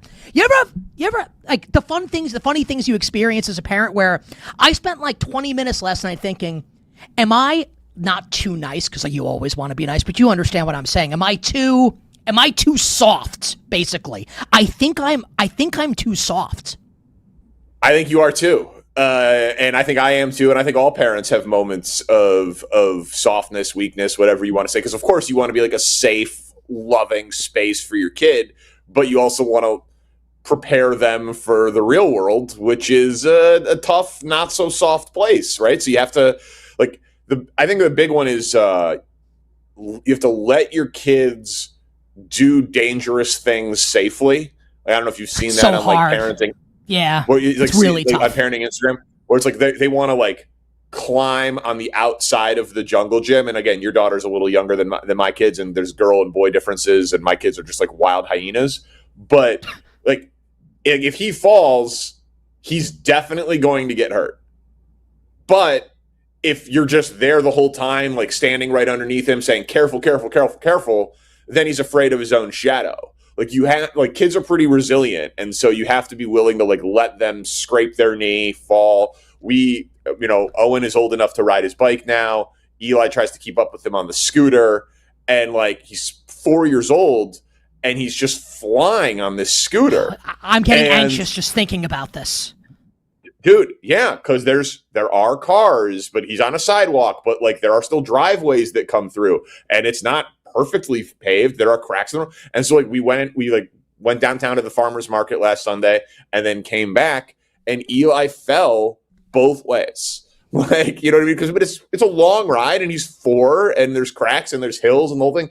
And he fell and he cried and he scraped his elbow. But it's like you have to let him do it. But yeah, I had anxiety the whole time on the walk. I didn't enjoy it one bit. Steph was like, "Can you just relax?" I'm like, I can't. No. Relaxing is not in the cards. No, it's not in the cards. Honestly, it's so funny, just like for people that like we both do this for a living. Like the most relaxing part of my day is this. Oh, there's being on no the air question. is the most relaxing part of the day by far. By far. I say it all the time. By far the hardest day of the week is Saturday. Like without a shadow of a doubt, the hardest. It's like, all right, here we go. 6:45 in the morning until at least 8 o'clock at night. Me and the 2 monsters. Like here we go. Buckle in.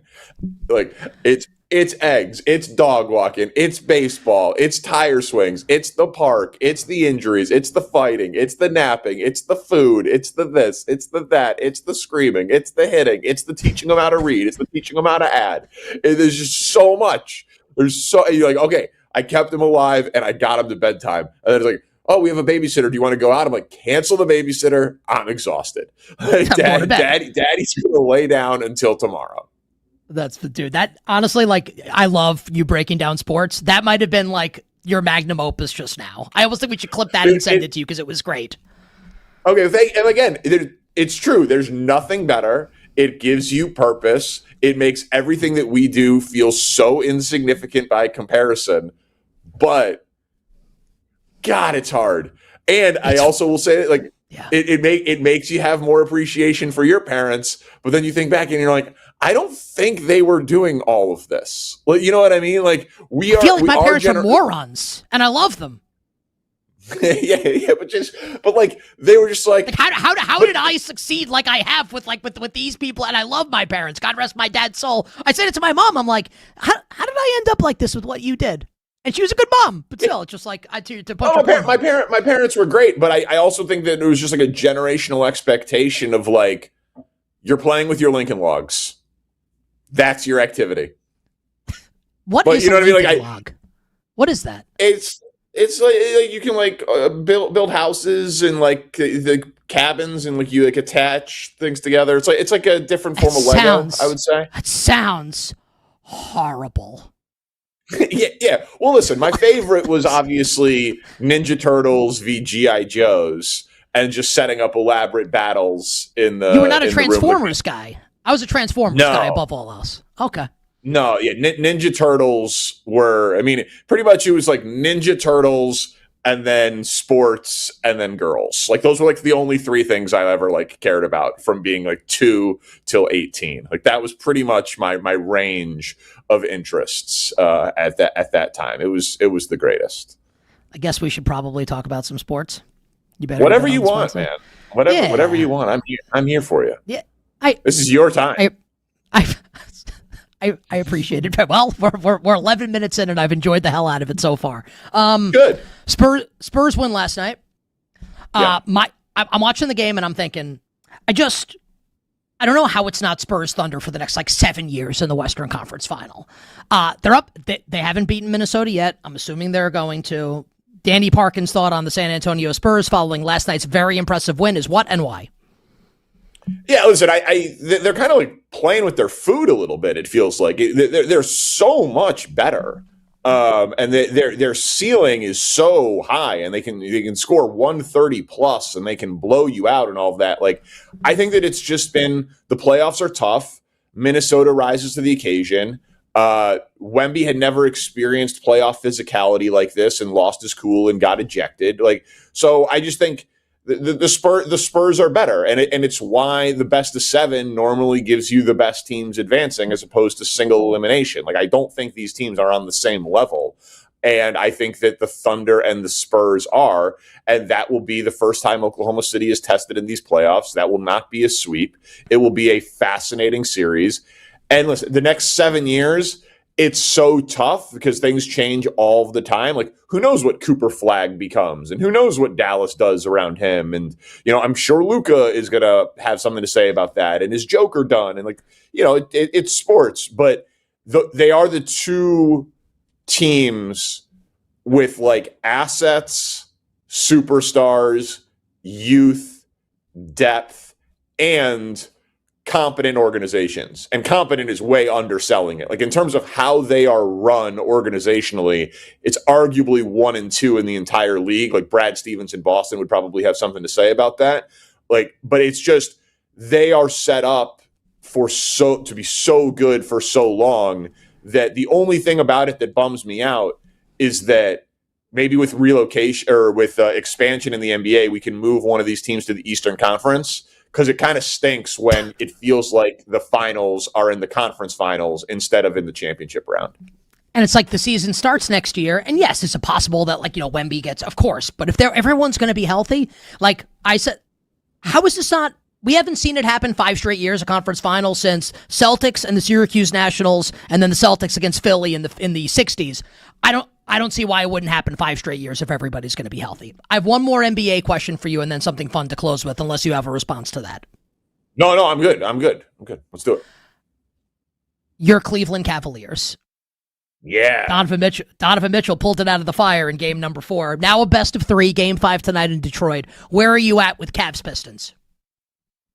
I think the Cavs are the more talented team, and I still think they're going to win the series. I think when they traded for Harden, I loved the move so much because I was like, I don't think you can give Darius Garland, given his size, defensive issues, and toe injuries, and his game is predicated on speed. I was like, you can't give him a 3-year, $178 million deal. So is that selling high on Garland? No, but I thought it was an upgrade with Harden. He's bigger. He could be a facilitator, all of those things. Obviously, Harden has had, we'll say, an inconsistent playoffs to be kind, as has Donovan Mitchell. But what's happening with Cleveland, I think, is they had played the big 4, as I get mocked for calling them, but of Jared Allen, Evan Mobley, Mitchell, and Harden, It's a really good Big Four. To be fair to you, that is a good Big Four. If they're all playing to their potential, it's awesome. It's great. Is it like a perfectly constructed team for Harden's skill set because the bigs aren't good enough shooters? Like, probably not. Like, Harden is definitely better with more spacing around him, but you give up size and defense with Mitchell and Harden, and you've got those two huge guys, if they play to their size on defense, that I do think it's worth the trade-off. But they literally, because of Jared Allen's knee and kind of load managing Donovan Mitchell a little bit because he had broken down, they had played less than 100 minutes together on the floor as a Big Four in the regular season. So I think they are figuring this out and getting better as goes. We normally associate like getting better throughout the playoffs with young teams like San Antonio because we've seen Donovan Mitchell and Evan Mobley's been all NBA and Defensive Player of the Year, and Harden is 34 years old, whatever he is, 35 years old, and so it's like we don't normally associate get better as the playoffs go along with veteran teams that have been in the playoffs before, but that grouping of guys playing together is so relatively inexperienced and kind of unique to how Harden teams have always been built that I think that they are getting better and figuring it out. And so you said Mitchell turned it on. You're right. Like, Harden gets talked about narratively nationally on shows like First Things First, like my show, because he is the most interesting player. He is the Hall of Famer, all of those things. But he was supposed to be, I argued, the third option behind Mobley. Second as a playmaker with the ball in his hands, sure, but like Donovan Mitchell has to be the guy we saw in the second half of Game 4, the guy we saw in Games 1 and 2 against Toronto. If he does that, I think Cleveland makes a ton of sense. It's when he's not doing that and not explosive and not getting to the rim that the team's flaws, I think, really come out. Yeah, I picked the Cavs before the series. I've bet on them every game in the series. I'm concerned we get to Game 7 and Cage just the best player. But I was with you before the series on liking the Cleveland Cavaliers. Yeah. Obviously on the board. Obviously on the board. I want to close with this. This is the ultimate pencil, not pen exercise. So no one has to hold you to any of these answers right now. And I don't know if you've seen any of these yet. I have right now. BetMGM open. We have point spreads for Week 1 in the National Football League for the games that have been announced. Oh, man. I mean, I loved the parenting talk, but we could have... I got to tell you something. I was actually... Dude, I'm thinking while you're talking about the Spurs, I'm like, I think we have to talk about the Cavs and Pistons, but I really just want to ask Danny about Week 1 point spreads in the NFL. So yeah, I haven't seen these. This is great. Let's go. Just like initial take, and obviously reserve. It's May. Reserve the right to change your mind whenever you so choose. Yeah. Okay. For the games that we know about.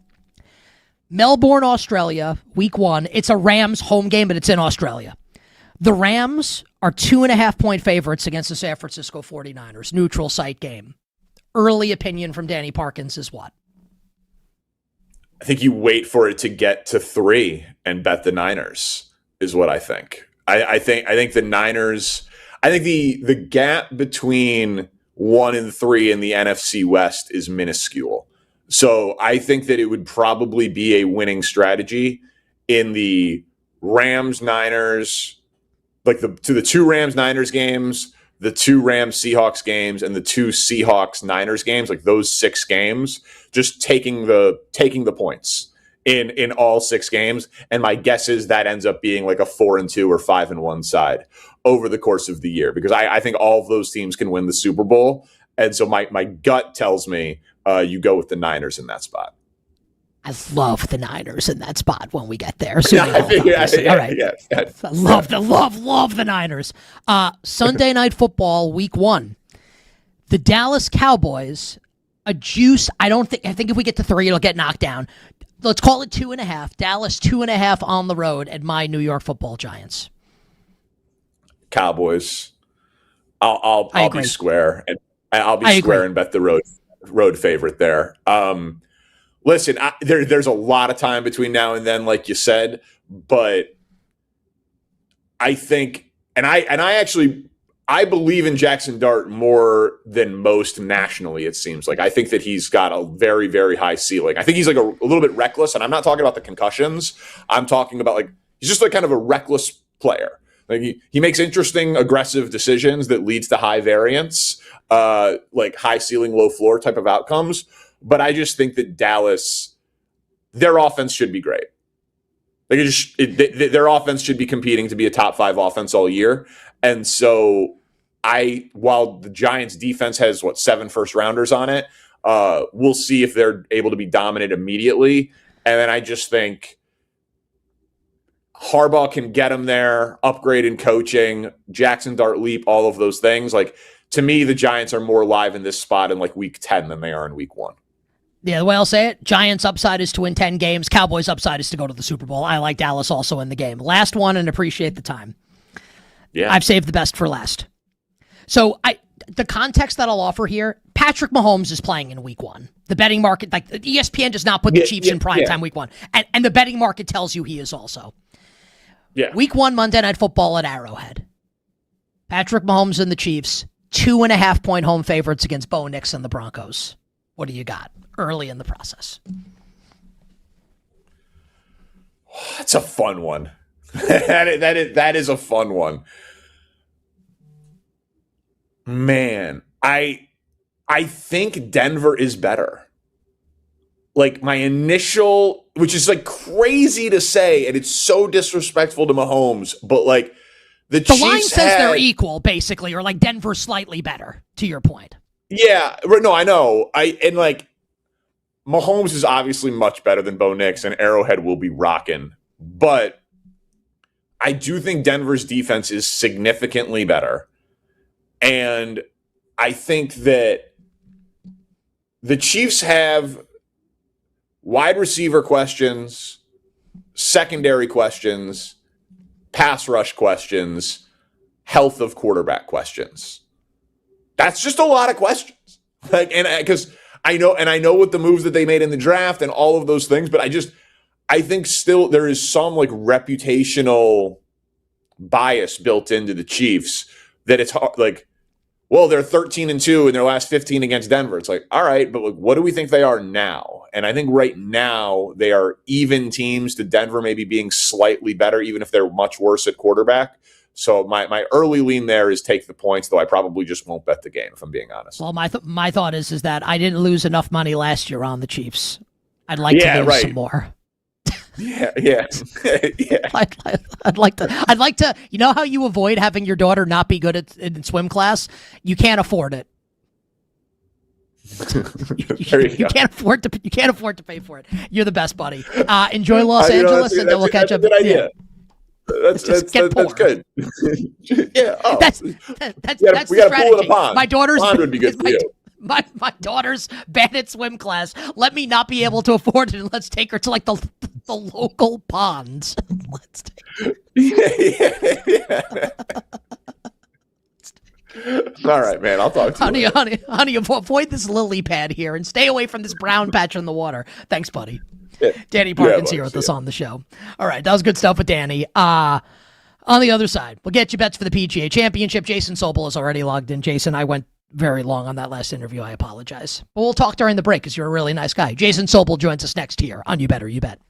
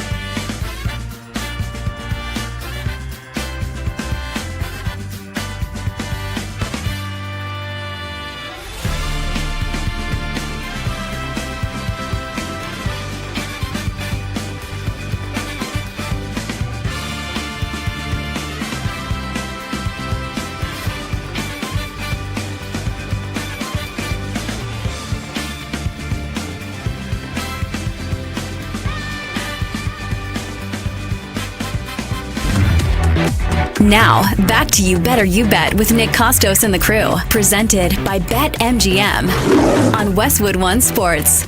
We will get right to our friend Jason Sobel, Sirius XM PGA Tour Radio, CBS Sports, BetMGM ambassador, live from Philadelphia, the site of the PGA Championship, which starts tomorrow. Tyler Morales will give us his bets for the PGA Championship to close the show. But for now, our friend Jason Sobel. Jason, welcome back to the show. How is Philadelphia treating you? It's fantastic. You know, they put the media hotel in a casino this year, and so that seems like it's right up my alley. Yeah, it's not good. It's not good, dude. What have you gotten into so far? Everything. Yeah. Well, give me a little something. Blackjack, the Texas Hold'em, little 3-card poker. It's just it's everything. It's all right there. Smaller casino, but like friendly people, nice place, clean. I'm all in. I mean, there's nothing better than, it's, I want to get to bed by 12:30. Well, it's 12:15. I can play 3 more hands. And I know. Hop the elevator up to the room. It's so easy. Can I? So this, we'll get to golf in a second, but I just want to let's just talk about 2-hour stretches of time, just to take an amount. 2 hours. Is there a better 2-hour period of time that you can spend in your life than playing blackjack, having a couple drinks, maybe smoking a cigarette if that tickles your fancy and you're allowed to, where it just, you look at your phone during a break where they're shuffling the cards, you're 2 hours just passed? Is that the best 2-hour expenditure of time that you can have in your life? Yes, with an asterisk, and the asterisk isn't even winning, because the asterisk for me is, can you get on a table with a few of your buddies? So last night we had myself and 3 guys that I work with at Sirius XM, and we went over to a table. I actually knew one of the guys over the table that was sitting there already, and they kind of, this guy moved over, and they made room for us, and there were 7 of us at the table, and 5 of us all knew each other pretty well, and we're all hanging out. To me, that's perfect. That's it helps to win. Obviously, we want to win. We don't want to lose. That said, to be at a table when you're just kind of hanging out and biding your time and you're playing with a bunch of people you don't know, yeah, that's fine. I'm okay with that. I've done that a million times too. But there with a bunch of buddies, hey, we're here for work, but kind of a little pinch me, and we're also having fun. We're also having a good time. So yes, to me, that's awesome. I was going to say, is it a questionable take to say, and you're right, you want to win, but let's say you lose $200 and you play for 3 hours, then you have basically paid $200 for 3 hours of incredible entertainment. I'm okay with that. I look at spending money maybe different than other people do. I want the experience of it. I want hey, this was worth it to me. I will have this memory forever of hanging out with my buddies in the casino during major championship week and just having a good time. I'm going to remember that more than I'll remember winning $200 playing by myself. I could not agree with you more. And with that, let's hopefully get a nice sweat on Sunday going into the final round of the PGA Championship. Before you give us some bets, just curious, and we had one of your cohorts, one of your teammates at PGA Radio, Gary Williams, on the show yesterday. He gave us a good answer to the question. I'm curious what yours is. What is Jason Sobel's favorite storyline heading into the PGA Championship this week? Favorite storyline is probably, can we find somebody who's not one of the best players in the world to win this thing? So since the start of last year, there have been 5 major championships. 80% of them have been won by Scottie Scheffler or Rory McIlroy. The only one who didn't. It's J.J. Spawn represents the rest of the people in the world who've combined for 1 major championship at that time, and Scottie and Rory have 4.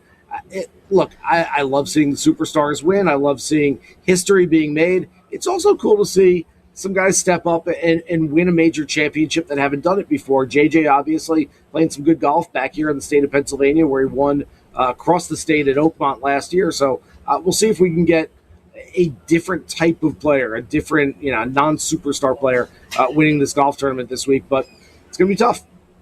It is going to be tough given some of the guys at the top of this board. And let's talk about the guys at the top of the board here. And Scottie's the favorite at this tournament at plus 450. Rory coming off the Masters win at plus 900.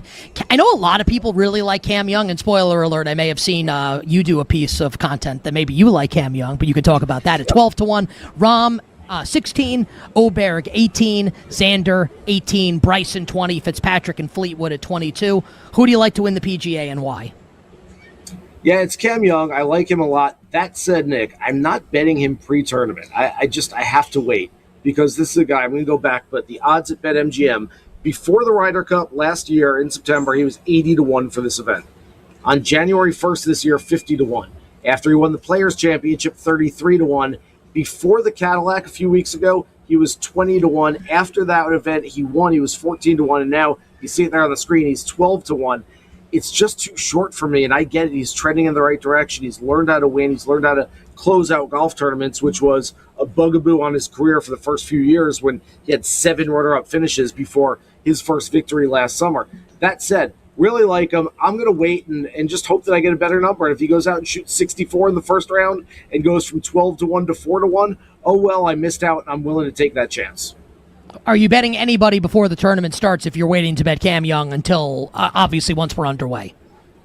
Yeah, I've taken a chance on a few players in the mid-tier. I like Brooks Koepka. He is number 1 on the PGA Tour in strokes gained approach. Putter has not been very good this year. In fact, I believe he has a new putter in the bag this week. I think that's going to be putter number 3 this year for Brooks. He's trying everything he can. But that said, putting is it's not as sustainable as ball striking. I'll take a guy who strikes it well week in, week out. And you know what? Sometimes the ball goes to the hole when you putt it. Sometimes it doesn't. And I will take the fact that Brooks, with a new putter in the bag, gets it rolling a little bit this week and can make some more putts. Ricky Fowler, I love. My dad, this kind of gone viral a little bit. I tweeted this out last night. My dad has never made a golf bet in his life. He texted me last night and said, I heard you on the radio.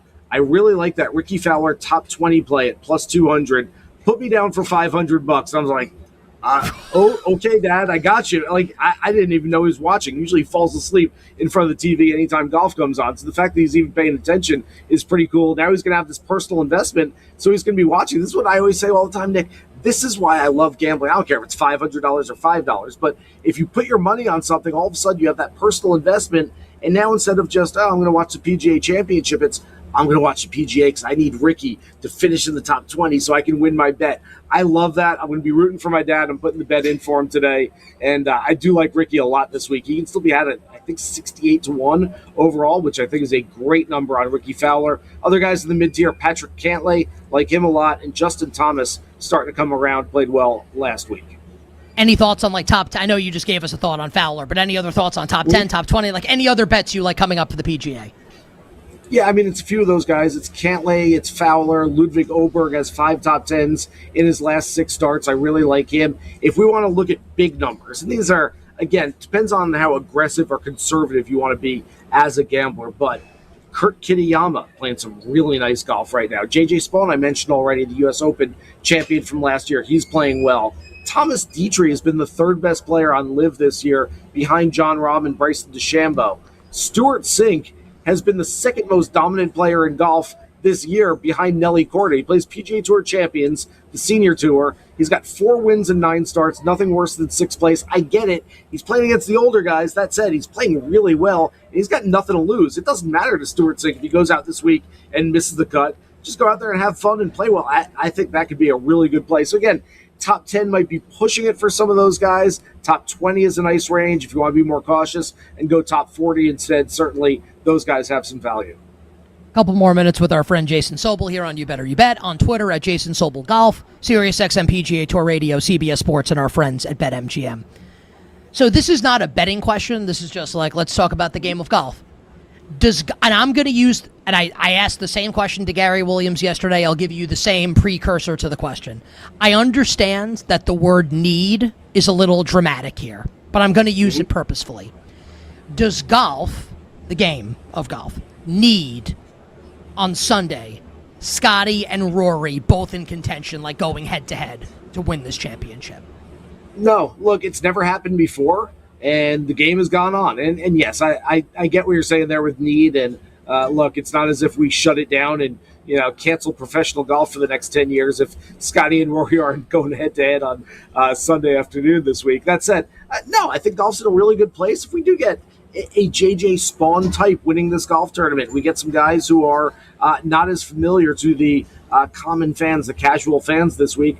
I don't think that's necessarily a bad thing. And we talked for so many years. I can't tell you how many interviews I did over the years, from 2005 through 2020 on what's professional golf going to look like after Tiger Woods is no longer relevant.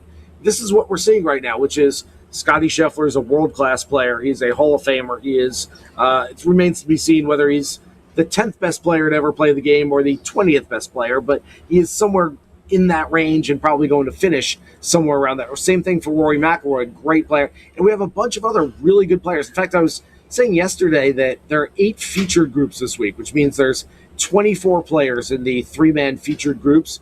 And I feel like in past years, you're kind of scraping the bottom of the barrel a little bit. Like, you get up to about 19 and you're like, maybe we'll throw this guy in a featured group, and they don't really deserve it. I was looking at the featured groups yesterday. We're actually on the air doing PGA Championship radio, and while they came out, and I'm looking at them and go, there's not one player in this that I'd say, he doesn't really deserve to be in a featured group. So I think golf's in a really good place right now with so many different big-name players, talented players, guys who are capable of winning major championships. That would it be nice to see Scottie and Rory 1-2 on the board, back 9, Sunday afternoon, let's go for it? Absolutely, I'll take it. Sign me up right now. Is it going to be terrible if we get guys that are less familiar to the common fans? No, I don't think so at all. Final question. Kind of a fun storyline heading into this tournament, Jason, is Jordan Spieth once again going for the career Grand Slam. This is the only Grand Slam he has not won. Now, obviously, it's been a while since Jordan Spieth has won a tournament of great significance. Anything to do with Jordan Spieth here in this tournament in about 30 seconds to wrap? I am staying away. He had a great description of his game the other day. He said it's like a whack-a-mole game where, he's hitting driver really well and the irons come up. And then he's, okay, let me slam that down. Now the wedges pop up. Wedges, I always hit wedges well. He knocks that down. All of a sudden, the putter won't cooperate. It's a great description of his own game. I have a feeling he might have taken the kids to the state fair in Texas one day and played the whack-a-mole game and thought, this is kind of like my golf game right now. I can't figure out what's going to pop up next. So I would love to see Jordan do it. I don't think it happens this week. I will not have an investment in him. Are you a big NBA fan? I'm a small NBA fan.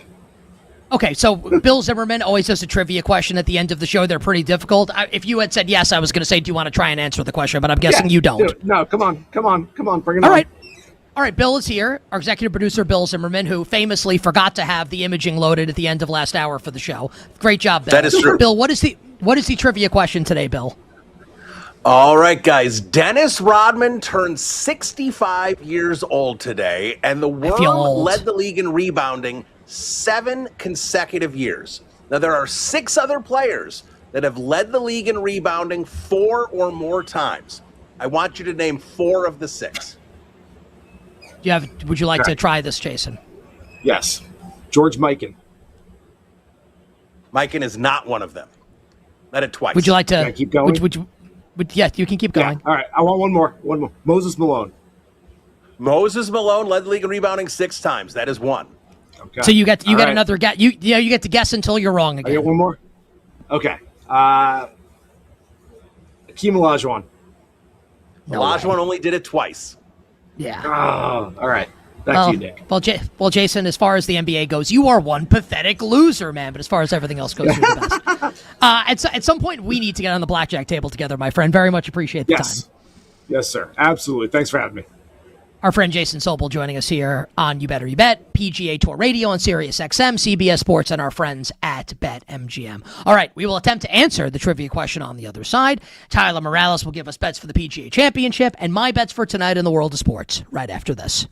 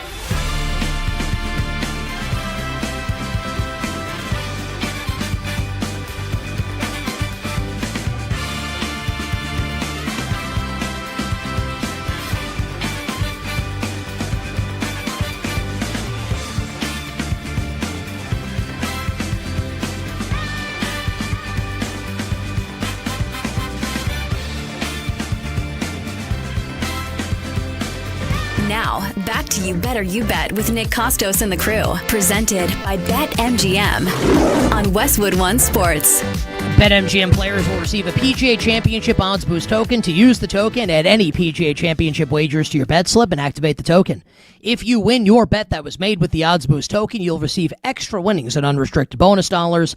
Download the BetMGM app today. Thanks to our crew, Bill, Tyler, Grant, Mike, and Dan. Black and Abdallah coming up next. Thanks to our guests on today's show, Danny Parkins, Jason Sobel. Who's our first? Oh, and Drew Dinsick. I always try and remember off the top of my head. I got it at the end there. Okay. Bill Zimmerman is here. We will attempt to answer the trivia question, which was... In honor of Dennis Rodman's 65th birthday, we're asking for 4 of the 6 people that led the league in rebounding 4 more times, not Rodman. Rodman did it 7. Name 4 of the other 6. So we were able to get 2 of the correct answers from our friend Jason Sobel. Those 2 answers, Bill, were... Moses Malone, which he answered on air and off air before we said goodbye. He said Wilt Chamberlain. Wilt led the league 11 times, so those 2. Wilt is so we have 2 of the 4 right now. Now, we conferred during the break, myself, Tyler, and Dan Turner, and we have a group answer here. Why don't we go one by one? Is Andre Drummond one of the correct answers to this question, Bill? Andre Drummond is one of them. He has led the league 4 times.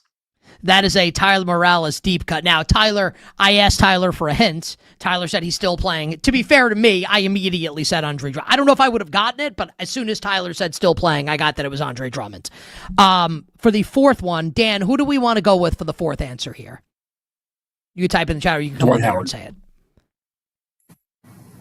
All right, let's go with Dwight Howard, Bill, to try and sweep here. Dwight Howard is also correct. 5-time rebounding champion. Do you want to take a shot at the last 2? Is Wes Unseld one of them? He is not. Damn it. Although both Kareem? names have been mentioned at some point. Kareem? Kareem, not a huge rebounder, only led the league once. Kevin Garnett? Kevin Garnett 4 times. Do we want to try and guess the last one, guys? Anyone else have a guess? It's slap you in the face, obvious. Yeah? Bill Russell? Bill Russell, 5-time leader. The only reason why I said this off air, the only reason why I was reticent to say Russell is because he played at the same time as Wilt. Not like exactly the same time, but if Wilt has 11, and like only one of them could lead the league in rebounding. So yeah. All right. Yeah, and I think the 2 of them led the league in rebounding, I think 16 consecutive years. It was one of the 2. How could they not? How could they not? Like, think about what we were saying, like all those years, Celtics versus Philly in the Eastern Conference Final. Like, what do we think we're playing for those 2 teams? Obviously, Wilt and Bill Russell. All right. Great trivia question by Bill. And always, feels like Tyler and Dan do an awesome job helping me answer the questions. Great job, guys. All right. Let's get to the bets for tonight. Please drop the dope-ass beat, Grant. And let's begin before I give you some probable, because last night was so bad. Tyler Morales is here. Tyler, who are the golf bets for the PGA Championship? And more importantly, who am I taking in Golf Survivor? Yeah, this is everyone likes Cam Young. Like I'm actually the price. I agree with Jason. Like I don't want him. If he's maybe in the end and I can bet him plus 300 as a hedge, I'll do that. Here are my golf bets. I bet John Rahm at the Masters. It went poorly, so we're just gonna do it again. John Rahm 16-1. Love Matthew Fitzpatrick. And here are 3 longer shots. Colin Morikawa at 45-1. It's an insane number. Russell Henley 60-1. And then the best price you can find on Ricky Fowler. I think he's going to be in the mix this weekend. So I think we can get like a different winner and some different guys contending. I also like for top 10s and top 20s, Matt McCarty, Thomas Dietrich, and Patrick Cantlay. So there you go. And in terms for our pool that we're in, I think we got to take a shot to get back into this. I wouldn't be opposed to using just Ricky Fowler and hope he gets like top 5, top 10. What about Spieth? No. Let's make the cut first, Spieth. So you want to take Fowler? I think so. I think we should take Ricky Fowler. And if no one's gonna have him, and if he finishes high, like we're gonna have a huge advantage. What was the bet that you made with Gary yesterday? Dietrich top 10 or Dietrich top 5? He didn't want to do top 10. He wanted to do top 5. So Dietrich top 5, and you get his suede Peter Millar vest. Yes, I'll wear it. I'll wear it on the air. I'm sure you would. I think you guys like the same size, so I think that would actually be really good. All right, thank you to Tyler for the golf bets. All right. Last night was bad. The other night was really good. Hopefully tonight will be good. I think the Pistons will win tonight, I don't feel comfortable betting the spread. Detroit about a 4.5-point home favorite. But what I do feel comfortable, and I'm not betting Colorado, Minnesota. I have Colorado to win the cup. I'm good on that for right now. I want to lean into my opinion that this series is going to be less Cavs v Pistons and more Mitchell v Cade. And I think both guys will show up and show out tonight. Give me Cade Cunningham over 26.5 points and Donovan Mitchell over 27.5 points. And one baseball bet. I told you earlier in the show not to panic on the Dodgers. That's true. But look, they're getting killed in all these games. The Giants are a little hot right now. Robbie Ray on the mound against Ohtani. Give me a small bet on Los Gigantes plus 200 on the road at the Dodgers. We'll see you tomorrow on a Tremendous Sports Thursday. Until then, I'm Nick Kostos wishing you minimal sweats, winning bets, the absolute very best of luck. Our pals, Black and Abdallah, are coming up next.